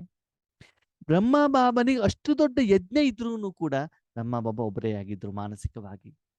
ಶಿವಬಾಬಾ, ನೀವು ಒಂದು ಯೋಚನೆ ಮಾಡಿ ಮಕ್ಕಳೇ, ಮೂರೂ ಲೋಕದಲ್ಲಿ ವಿಶೇಷವಾಗಿ ಸ್ಥೂಲ ವತನದಲ್ಲಿ ಯಾವ್ಯಾವ ಜೀವಿಗಳು ಒದ್ದಾಡ್ತಾ ಇದ್ದಾರೋ, ಬೊಬ್ಬೆ ಹೊಡಿತಾ ಇದಾರೋ, ಅದೆಲ್ಲ ಶಬ್ದ ಶಿವಬಾಬನ ಕೇಳ್ತದೆ. ಕೇಳುತ್ತೋ ಕೇಳಲ್ವ? ಅವರೆಲ್ಲ ಯಾರು? ಶಿವಬಾಬನ ಮಕ್ಕಳಲ್ವಾ? ಹಾಗಿದ್ರೆ ಅದನ್ನ ಕೇಳಿದಾಗ ಅವ್ರ ಹೃದಯ ಹೆಂಗಿರಬೇಕು? ಚುರು ಆಗಿರ್ತಲ್ಲ. ನಿಮ್ಮ ಒಂದು ಮೊಮ್ಮಗು ಏನಾದ್ರೂ ಒಂದು ನೋವಾದ್ರೆ ಬಿದ್ಕೊಂಡು ಬಂದು ಎಷ್ಟು ನಿಮಗೆ ಏನ್ ಬರ್ತದೆ? ಕಷ್ಟ ಆಗ್ತದೆ. ಒಂದು 500 ರೂಪಾಯಿ ಕಳೆದೋಯ್ತು, ಬಂಗಾರ ಕಳೆದೋಯ್ತು, ಎಷ್ಟು ಚಿಂತೆ ಬರ್ತದೆ. ಇನ್ನು ಇಷ್ಟು ದೊಡ್ಡ ಸಂಸಾರವನ್ನು ನಿರ್ವಹಣೆ ಮಾಡುವಂತ ಶಿವಬಾಬನಿಗೆ ಅದರ ಪ್ರಭಾವ ಇಷ್ಟು ಬೀಳ್ಬಹುದು? ಅದು ಯಾವುದು ಪ್ರಭಾವ ಬೀಳೋದಿಲ್ಲ. ಯಾಕೆ? ಜ್ಞಾನಿ. Drama fix. ಏನಾಗ್ತಾ ಇದೆಯೋ ಕರ್ಮದ ಲೆಕ್ಕಾಚಾರದ ಅನುಸಾರ ಆಗ್ತಾ ಇದೆ, ಕರೆಕ್ಟ್ ಆಗ್ತಾ ಇದೆ, ಪರ್ಫೆಕ್ಟ್ ಆಗ್ತಾ ಇದೆ ಹೇಳುವಂತ ನಿಶ್ಚಯ ಆ ಟ್ರ್ಯಾಕ್ ಅಲ್ಲಿ ಅವರಿದ್ದಾರೆ. ನಾನೇನು ಮಾಡ್ಬೇಕು ಅದು ಮಾತಾಡಕ್ಕೆ ಆದ್ಮೇಲೆ ನೀನು ಆತ್ಮನಾಗು, ಈಶ್ವರ್ಯ ಕಾರ್ಯವನ್ನ ಮಾಡು, ಪ್ರಪಂಚಕ್ಕೆ ಒಳಿತು ಮಾಡಬೇಕು, ಒಳ್ಳೇದು ಮಾಡಬೇಕು, ಅದು ಒಂದೇ ಭಾವ ನಿನ್ನಲ್ಲಿರಲಿ. ಏನು ಒಳ್ಳೇದು ಮಾಡ್ತಾ ಹೋಗ್ಬೇಕು ಅವನಿಗೆ ಅಷ್ಟೇ. ಒಳ್ಳೇದು ಯಾವುದು ನಿಮ್ಗೆ ಸ್ಪಷ್ಟವಾಗಿ ಗೊತ್ತು. ಪರಮಾತ್ಮನ ಸಾನ್ನಿಧ್ಯ, ಪರಮಾತ್ಮನ ಜೊತೆ, ಪರಮಾತ್ಮನ ಶಕ್ತಿ ಇದೇ ಒಳಿತು. ಅದಕ್ಕಾಗಿ ಅದನ್ನ ಕೊಡಲಿಕ್ಕೆ ನಾನು ಭಗವಂತನ ಕೈಯಲ್ಲಿ ಒಂದು ಸಾಧನವಾಗಬೇಕು. ಅದು ನನಗೆ ಈ ಒಂದು ಸಂಗಮ ಯುಗದಲ್ಲಿ ಒಂದು ಸುಂದರವಾದ ಅವಕಾಶ ಸಿಕ್ಕಿದೆ. ಇದು ಒಂದನ್ನ ಮಾತ್ರ ಮನಸ್ಸಿನಲ್ಲಿ ಇಟ್ಕೊಳ್ಳಿ, ಬೇರೆದನ್ನೆಲ್ಲವನ್ನ ಸೈಡ್ ಲೈನ್ ಮಾಡಿ. ಆವಾಗ ನೋಡಿ ನೀವು ಎಂಥ ಸುಂದರವಾದಂತಹ ಜೀವನವನ್ನ ಅನುಭವಿಸ್ತೀರಿ. ಸದಾಕಾಲ ನೀವೇನಿದ್ದೀರೋ ನಿರಾಕಾರ ಅದೇ ರೂಪದಲ್ಲಿರಬೇಕು. ಆದ್ಮೇಲೆ ಕೆಲವೊಂದು ಸಂದರ್ಭದಲ್ಲಿ ನಮ್ಗೆ ಜ್ಞಾನ ಚೆನ್ನಾಗಿ ಅರ್ಥ ಆಗತ್ತೆ. ಹೌದಲ್ವಾ ಅಂತ ಮನಸ್ಸು ಬುದ್ಧಿನೂ ಕೂಡ ಅನ್ಸತ್ತೆ. ಈ ರೀತಿ ನಡಿಬೇಕು ಅಂತಲೂ ಕೂಡ ಅನ್ಸತ್ತೆ. ಅದೇ ಪ್ರಾಕ್ಟಿಕಲಿ ಜೀವನದಲ್ಲಿ ಹೋದ ತಕ್ಷಣದಲ್ಲಿ ಮತ್ ವಾಪಸ್ ನಾನು ನಂದು ಬಂದ್ಬಿಡ್ತು. ಯಾಕೆ? ಫರಿಸ್ತಾ ಇದು ಅದನ್ನ ಸಂಬಂಧವನ್ನು ಕಟ್ ಮಾಡ್ಕೊಂಡಿಲ್ಲ ಅಂತ ಅರ್ಥ. ಅದಕ್ಕಾಗಿ ಇವತ್ತು ಬಾಬ್ದಾದಾರವರು ಮಕ್ಕಳ ಮಸ್ತಕದಲ್ಲಿ ಪ್ರಕಾಶದ ಕಿರೀಟವನ್ನು ನೋಡ್ತಾ ಇದ್ದಾರಂತೆ. ಹಾಗಿದ್ರೆ ಪ್ರಕಾಶ ಎಲ್ಲಿಂದ ಬರ್ತದೆ? ಸಮಸ್ಯೆ ಇದ್ರೆ ಪ್ರಕಾಶ ಬರುತ್ತಾ? ವಿಘ್ನಗಳಿದ್ರೆ ಪ್ರಕಾಶಗಳು ಬರ್ತಾವ? ನೋವಿದ್ರೆ ಬರುತ್ತಾ? ಅಸಫಲತೆ ಇದ್ರೆ ಬರುತ್ತಾ? ಇಲ್ಲ ಅಲ್ವಾ? ಪ್ರಕಾಶತೆ ಬರಬೇಕು ಅಂತಂದ್ರೆ ಇವಾಗ ಒಂದು ಟ್ಯೂಬ್ ಲೈಟ್ ಮೇಲೆ ಕಪ್ಪು ಬಣ್ಣ ಹೊಡೆದು ಬಿಟ್ಟಿದ್ದೀರಾ, ಧೂಳು ಕೂತ್ಕೊಂಡಿದೆ, ಕಸ ಕೂತ್ಕೊಂಡಿದೆ, ಪ್ರಕಾಶ ಬರುತ್ತಾ? ಇಲ್ಲ ತಾನೇ. ಅದೆಲ್ಲ ಕ್ಲೀನ್ ಇದ್ದಾಗ ತಾನೇ ಪ್ರಕಾಶ ಬರುತ್ತೆ. ಅದಕ್ಕಾಗಿ ಈ ಪ್ರಪಂಚದ ಯಾವುದೇ ಚಿಂತೆ ಇಲ್ಲದೇನೆ ಕೇವಲ ಪರಮಾತ್ಮನಲ್ಲಿ ಮನಸ್ಸನ್ನಿಟ್ಬಿಟ್ಟು ಯಾರು ಆ ಈಶ್ವರಿ ಸುಖವನ್ನ ಅನುಭವಿಸ್ತಾ ಇದ್ದಾರೋ ಅಂತಹ ಮಕ್ಕಳನ್ನು ಬಾಬಾ ನೋಡ್ತಾ ಇದ್ದಾರಂತೆ. ಪುರುಷಾರ್ಥದ ಅನುಸಾರದಲ್ಲಿ ಈಶ್ವರಿಯ ಜ್ಞಾನದ ಧಾರಣೆಯ ಆಧಾರದಲ್ಲಿ ಪ್ರಕಾಶದ ಪ್ರಮಾಣ ಏನಾಗ್ತಿದೆಯಂತೆ? ಚೇಂಜ್ ಆಗ್ತಾ ಇದೆ. ಎಷ್ಟು ಮಕ್ಕಳು ಶಕ್ತಿಯನ್ನು ಧಾರಣೆ ಮಾಡಿದಾರೋ ಅಷ್ಟು ಏನಾಗ್ತಾ ಇದೆ? ಪ್ರಕಾಶ ಜಾಸ್ತಿ ಬರ್ತಾ ಇದೆ. ಶಕ್ತಿ ಅಂತಂದ್ರೆ ಏನು? ಎಲ್ಲಾ ಮಕ್ಕಳಿಗೂ ಕೂಡ ಬಾಬಾರವರು ಸರ್ವ ಶಕ್ತಿಗಳ ವರದಾನವನ್ನ ಕೊಟ್ಟಿದ್ದಾರಂತೆ. ಸರಿನಾ? ಆದರೆ ಯಾವ ಶಕ್ತಿಯನ್ನ ಯಾವ ಸಮಯದಲ್ಲಿ ಯಾವ ಪ್ರಮಾಣದಲ್ಲಿ ಯಾವ ರೂಪದಲ್ಲಿ ಯಾರ ಮೇಲೆ ಯಾವ ರೀತಿ ಉಪಯೋಗ ಮಾಡಬೇಕು ಹೇಳುವಂತ ಜ್ಞಾನ ಬೇಕು ಅಲ್ವಾ? ನೋಡಿ, ಅಡಿಗೆ ಮಾಡಬೇಕಾದ್ರೂ ಕೂಡ ಉಪ್ಪು ಎಷ್ಟಾಗಬೇಕು, ಖಾರ ಎಷ್ಟಾಗಬೇಕು, ಯಾವ್ದಲ್ಲಿ ಏನ್ ಹಾಕ್ಬೇಕು ಹೇಳೋದು ನಮ್ಗೆ ಸ್ಪಷ್ಟವಾಗಿ ಗೊತ್ತಿರ್ಬೇಕಲ್ವಾ? ಉಪ್ಪುನು ಬೆಳ್ಳಗಿರ್ತದೆ, ಸಕ್ಕರೆನೂ ಬೆಳ್ಳಗಿರ್ತದೆ, ಸೋಡಾನು ಬೆಳ್ಳಗಿರ್ತದೆ, ಮೈದಾ ಹಿಟ್ಟು ಬೆಳ್ಳಗಿರ್ತದೆ, ಅಕ್ಕಿ ಹಿಟ್ಟು ಬೆಳ್ಳಗಿರ್ತದೆ. ಹಾಗಂತ ಯಾವ್ಯಾವುದನ್ನು ಎಲ್ಲೆಲ್ಲಿ ಉಪಯೋಗ ಮಾಡ್ಬೇಕು ಅದೇ ಪ್ರಮಾಣದಲ್ಲಿ ಮಾಡ್ಬೇಕಲ್ವಾ? ಬೆಳ್ಳಗಿರ್ತದೆ ಅಂತಂದ್ರೆ ಒಂದು ಜಾಗದಲ್ಲಿ ಇನ್ನೊಂದನ್ನು ಉಪಯೋಗ ಮಾಡಿದ್ರೆ ಏನಾಗ್ತದೆ? ಆ ಅಡಿಗೆ ಹಾಳಾಗ್ಬಿಡ್ತದಲ್ವಾ? ಹಾಗೆ ಇಲ್ಲಿ ಬಾಬಾ ಏನ್ ಹೇಳ್ತಾನೆ, ಮಕ್ಕಳಲ್ಲಿ ಸರ್ವಶಕ್ತಿಗಳಿದ್ದಾವೆ. ಕೆಲವೊಂದ್ಸಲ ಉಪಯೋಗವನ್ನು ಕೂಡ ಮಾಡ್ತಾರೆ, ಆದರೆ ಸಮಯಕ್ಕೆ ತಕ್ಕಾಗ ಉಪಯೋಗ ಮಾಡ್ಕೊಳ್ಳಲ್ಲ. ಛತ್ರಿ ಇದೆ, ಹುಡುಗಾಟಿಕೆಯಿಂದ ಇವತ್ತು ಮಳೆ ಬರೋದಿಲ್ಲ ಅಂತ ಹೇಳ್ಬಿಟ್ಟು ಏನ್ ಮಾಡೋದು? ತಗೊಂಡು ಹೋಗಲ್ಲ. ಮಳೆ ಬಂದ್ಬಿಡ್ತದೆ, ಅವಾಗ ಏನ್ ಮಾಡೋದು? ಆದ್ಮೇಲೆ ನನ್ನ ಬ್ಯಾಗಲ್ಲಿ 365 ದಿವಸನೂ ಛತ್ರಿ ಇರ್ತದೆ, ಗೊತ್ತಿರಲಿ ನಿಮ್ಗೆ. 365 ಡೇಸು ಬ್ಯಾಗಲ್ಲಿ ಛತ್ರಿ ಇರ್ತದೆ. ಮಳೆ ಇರ್ಲಿ ಇಲ್ದೆ ಹೋಗ್ಲಿ 12 ತಿಂಗಳು ತಗೊಂಡು ಹೋಗ್ತದೆ. ಯಾವಾಗ ಎಲ್ಲಿ ಮಳೆ ಬರ್ತದೋ ಗೊತ್ತಿಲ್ಲ. ಯಾಕಂದ್ರೆ ಆ ಮಳೆಯ ಕಾರಣದಿಂದ ನನ್ನ ಈಶ್ವರಿ ಸೇವೆಗೆ ತೊಂದರೆ ಆಗ್ಬಾರ್ದು, ಬಾಬನ ಕಾರ್ಯಕ್ಕೆ ತೊಂದರೆ ಆಗ್ಬಾರ್ದು. ಯಾಕಂದ್ರೆ 12 ತಿಂಗಳು ಕೂಡ ಬೆಂದ ಮೇಲೆ ಹಾಕೊಂಡು ನಾನು ತಗೊಂಡು ಹೋಗ್ತೇನೆ. ಓಕೆನಾ? ಅದಕ್ಕಾಗಿ ಬಾಬಾ ಹೇಳ್ತಾರೆ ಸದಾ ಕಾಲ. ಹಂಗಂತ ಎಲ್ಲಾ ವಿಷಯ ಎಲ್ಲಾ ಇದನ್ನು ನಾವು ತಗೊಂಡು ಹೋಗ್ಲಿಕ್ಕೆ ಆಗೋದಿಲ್ಲ. ಸರಿನಾ? ಅವಶ್ಯಕತೆ ಇರುವಂತ ತೆಗೆದುಕೊಂಡು ಹೋಗ್ಬೇಕಾಗ್ತದೆ. ಇಲ್ಲಿ ಆ ಒಂದು ಕರ್ಮದಲ್ಲಿ ಸಫಲತೆ ಯಾಕೆ ಬರ್ತಾ ಇಲ್ಲ ಅಂತಂದ್ರೆ, ಯಾವ ಶಕ್ತಿಯನ್ನ ಯಾವ ರೀತಿ ಪಡ್ಕೊಳ್ಬೇಕು ಹೇಳುವಂಥದ್ದು ನಮ್ಗೆ ಗೊತ್ತಿಲ್ಲ. ಅದು ಪಡ್ಕೊಳ್ಬೇಕು ಅಂತಂದ್ರೆ ನೀವು ಆ ವಿಷಯವನ್ನ ಪರಮಾತ್ಮನ ಎದುರುಗಡೆಗೆ ಇಡ್ಲೇಬೇಕು. ಜೊತೆಗೆ ಇಡಬೇಕಾದ್ರೆ ಮನಸ್ಸು ಕ್ಲೀನ್ ಇರಬೇಕು. ಬುದ್ಧಿಯಿಂದ ಬಾಬಾ ಏನು ಕೊಡ್ತಾರೆ ಅದನ್ನು ತಗೊಳ್ತಾ ಇರಬೇಕಾಗ್ತದೆ.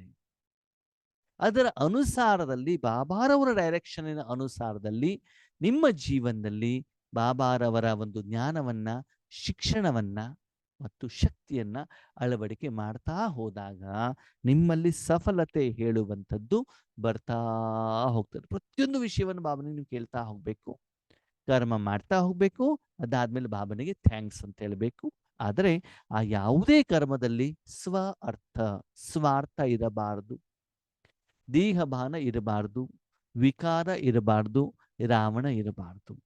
ಸದಾಕಾಲ ಕೊಡಬೇಕು ಕೊಡಬೇಕು ಕೊಡಬೇಕು. ಕ್ಲೀನ್ ಮನ್ ಅಂತ ಹೇಳ್ತಾರೆ. ಕ್ಲೀನ್ ಮನ್ ಅಂತಂದ್ರೇನು ನೋಡಿ, ಒಂದು ಮಗು ತಾಯಿಯ ಮಡಿಲಲ್ಲಿ ಹೋಗ್ಬಿಟ್ಟು ಬಾಯಿ ಓಪನ್ ಮಾಡ್ಕೊಂಡು ಕೂತ್ಕೊಳ್ತದೆ ಅಷ್ಟೇ. ತಾಯಿ ಮೇಲೆ ಅಷ್ಟು ನಂಬಿಕೆ, ವಿಶ್ವಾಸ. ಹಾಗೆ ಭಗವಂತನ ಯಾವುದೋ ಒಂದು ವಿಷಯವನ್ನ ಹೇಳಿದ್ರೆ ಅಂತ ತಿಳ್ಕೊಳ್ಳಿ. ಉದಾಹರಣೆಗೆ ಕೆಲವೊಂದ್ಸಲ ಯಾವುದೋ ಒಂದು ವಿಷಯವನ್ನ ಹೇಳ್ತೀರಾ, ನಿಮ್ಗೆ ಮುರಳಿಯಿಂದ ವಿಷಯ ಅರ್ಥ ಆಗ್ತಾ ಇಲ್ಲ. ಓಕೆ, ನೀವು ಬಾಬನ ಎದುರುಗಡೆ ಚೀಟಿ ಇಟ್ಟಿದ್ರಿ, ಬಾಬಾ ಎಸ್ ಆರ್ ನೋ, ನಿಮ್ಗೆ ಎಸ್ ಬರಬೇಕು ಅಂತ ತಿಳ್ಕೊಳ್ಳಿ. ಓಕೆನಾ? ಬಾಬನ ಜೊತೆ ಎಲ್ಲ ವಿಷಯವನ್ನು ಹೇಳಿದಾಗ ಬಾಬಾ ನೋ ಕೊಟ್ಬಿಟ್ರು, ಬಾಬನ ಸಿಟ್ಟು ಬಂದ್ಬಿಡ್ತಾರೆ. ಯಾಕೆ ಬಾಬಾ ನೋ ಹೇಳಿದ್ರು? ಮತ್ತೆ 3 ಸಲ ಚೀಟಿ ಹಾಕ್ತೀರಾ, ಅದ್ರ ಒಂದು ಎಸ್ ಹೇಳಿದ್ರು, ಬಾಬಾ ಎಸ್ ಹೇಳಿದಲ್ಲ ಮಾಡ್ತೀರಿ, ಅಸಫಲತೆ ಬಂದ್ಬಿಡ್ತದೆ. ಈ ಬಾಬನಿಗೆ ಕೇಳ್ಬಿಟ್ಟು ಮಾಡಿದೆ. ಬಾಬಾ ಹೇಳ್ತಾನೆ, ಫಸ್ಟ್ ನಾನೇನು ಕೊಟ್ಟಿದ್ದು? ನೋ ಅಂತ ತಾನೇ ಕೊಟ್ಟಿರೋದು. ನಂಬಿಕೆ ವಿಶ್ವಾಸ ಇದೆ, ಒಂದೇ ಸಲ ಕೇಳ್ಬೇಕು ತಾನೆ, ಕೇಳಿದ್ಮೇಲೆ ಅದೇ ರೀತಿ ನಡಿಬೇಕು ತಾನೆ. ಓಕೆ, ನಿಮ್ಗೆ ಬೇಕಾದಾಗ ನೀವು ಉತ್ತರ ತಗೊಳ್ಳೋದಿದ್ರೆ ನನ್ನ ಹತ್ರ ಕೇಳಿದ್ಯಾಕೆ? ಅದಕ್ಕಾಗಿ ಬಾಬನ ಹತ್ರ ಶ್ರೀಮತವನ್ನು ಕೇಳಿದ ಮೇಲೆ ಯಾವುದೇ ವಿಷಯದಲ್ಲಿ ಹೇಳಿದ ತಕ್ಷಣದಲ್ಲಿ ಅದನ್ನು ಒಪ್ಪಬೇಕು, ಮತ್ತು ಬೇರೆ ಇನ್ನೊಬ್ಬರ ಹತ್ರ ಕೇಳ್ತೇನೆ ಅದಾಗೋದಿಲ್ಲ. ಕೆಲವೊಂದ್ಸಲ ಆತ್ಮೀಯ ಲೌಕಿಕದಲ್ಲೂ ಕೂಡ ಯಾವುದೇ ವಸ್ತು ತಗೊಳ್ಬೇಕಾದ್ರೆ ನಾವು 4-8 ಜನರಿಗೆ ಕೇಳ್ತೀವಿ.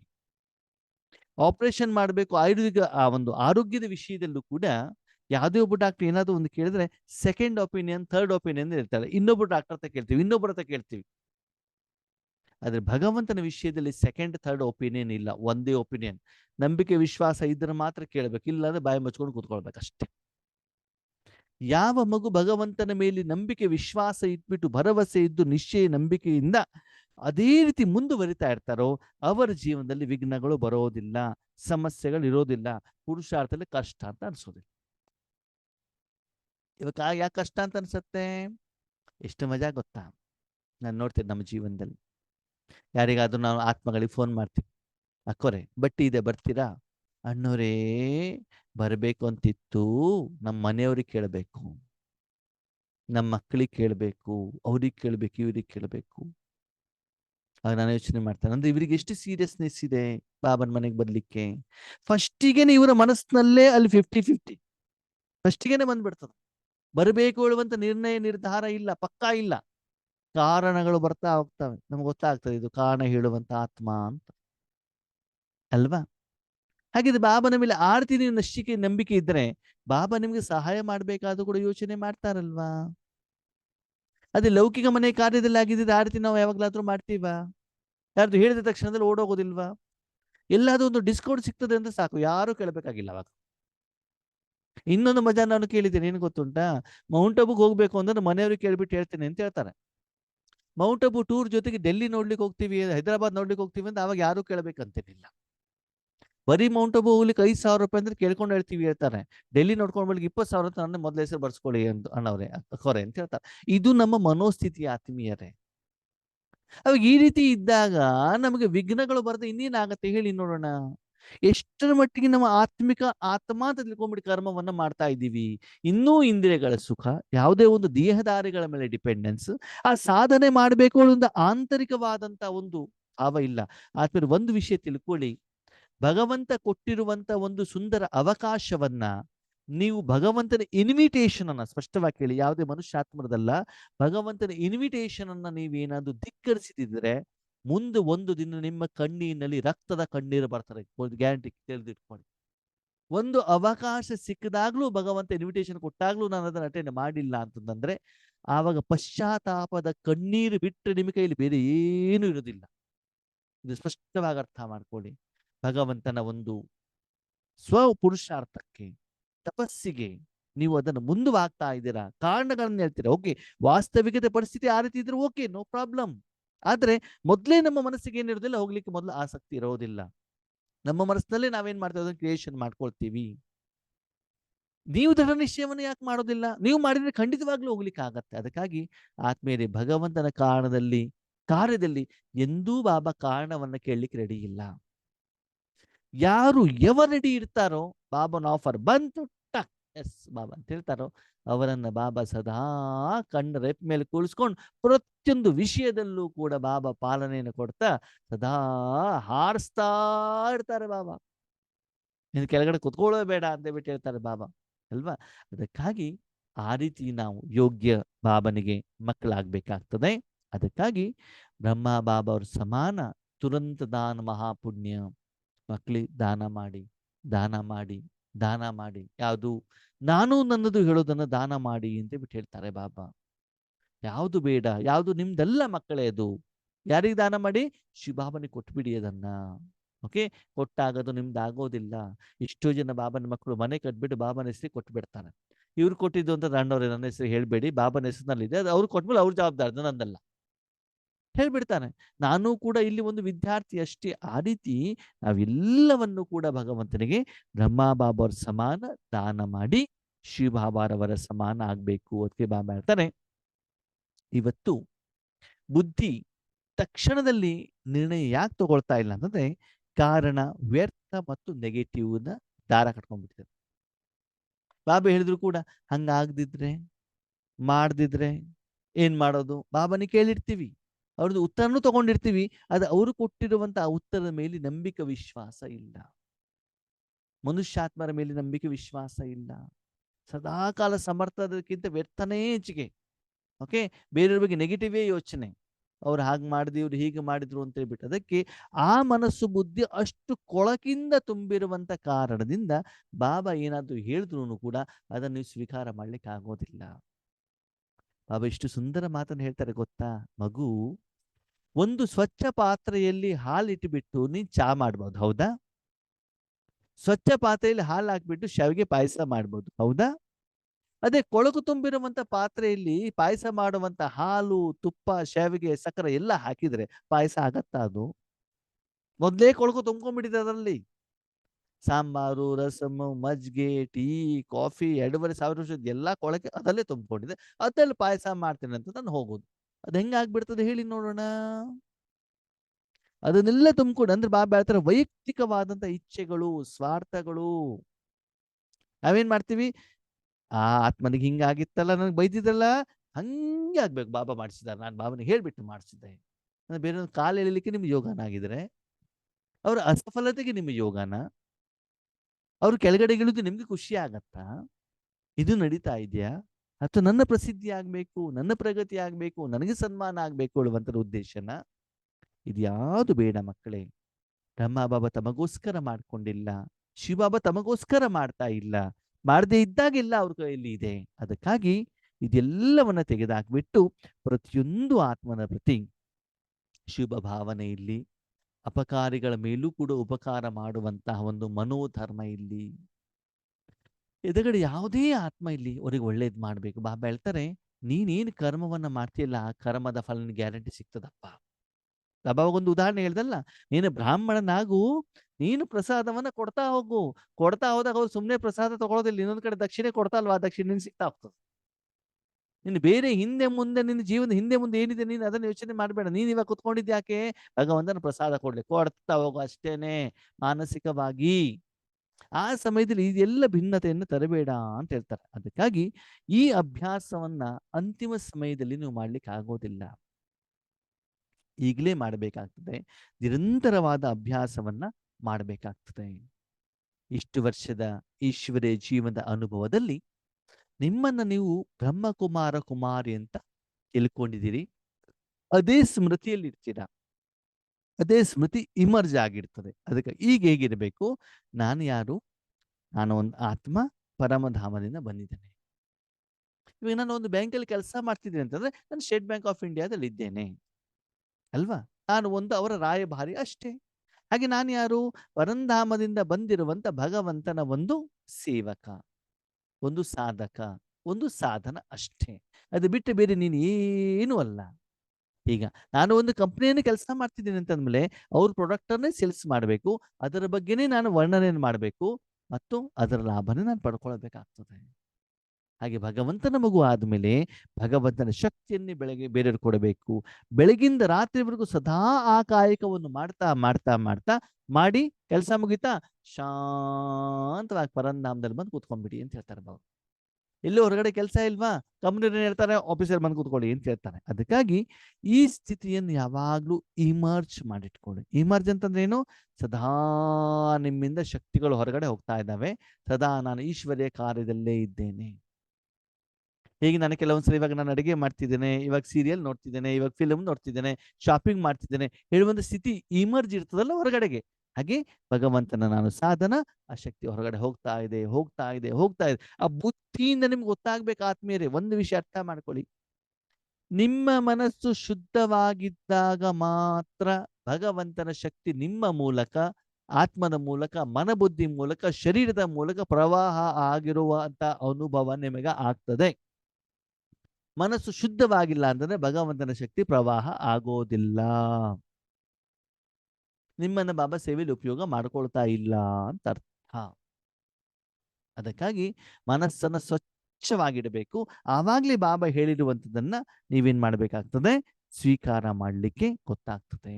ಅದಕ್ಕಾಗಿ ಇನ್ಮೇಲೆ ಒಂದೇ ಒಂದು ಸೆಕೆಂಡ್, 2 ಸೆಕೆಂಡ್ ಅಲ್ಲಿ, 1 ಸೆಕೆಂಡ್ ಅಲ್ಲಿ ಏನಾಗ್ಬಿಡ್ಬೇಕಂತೆ, ಹೊರಿಸ್ತ ಎಲ್ಲವನ್ನು ಬಿಡ್ಬಿಟ್ಟು ನಾನು ಆತ್ಮ. ಅವ ಎಷ್ಟು ಸುಂದರವಾದ ಮಾತನ್ನು ಹೇಳ್ತಾರೆ. ಮಗು, ದೇಹ ಬಾನ್ ಬರ್ಲಿಕ್ಕೆ ಎಷ್ಟೊತ್ತು ಬೇಕು ನಿಮ್ಗೆ? ದೇವಸ್ಥಾನಕ್ಕೆ ಹೋದ ತಕ್ಷಣದಲ್ಲಿ ಭಕ್ತರಾಗ್ಬಿಡ್ತೀರಪ್ಪ. ಗಣೇಶನ ಹಬ್ಬ ಬಂದ ತಕ್ಷಣದಲ್ಲಿ ಗಣೇಶನ ತರೋದ್ರಲ್ಲಿ ಬ್ಯುಸಿ ಆಗಿಬಿಡ್ತೀರ, ಸ್ಮೃತಿ ಬಂದ್ಬಿಡ್ತದೆ. ಅಣ್ಣವ್ರೆ 1 ವಾರ ಮಾತಾಡಿಸ್ಬಿಡಿ, ಯಾಕೋ ಆಮೇಲೆ ಗಣೇಶ ಬರ್ತಾರೆ. ಬಟ್ಟಿ ಇಲ್ಲ, ಮತ್ತೊಂದಿಲ್ಲ, ಕ್ಲಾಸ್ ಇಲ್ಲ, ಏನೂ ಇಲ್ಲ.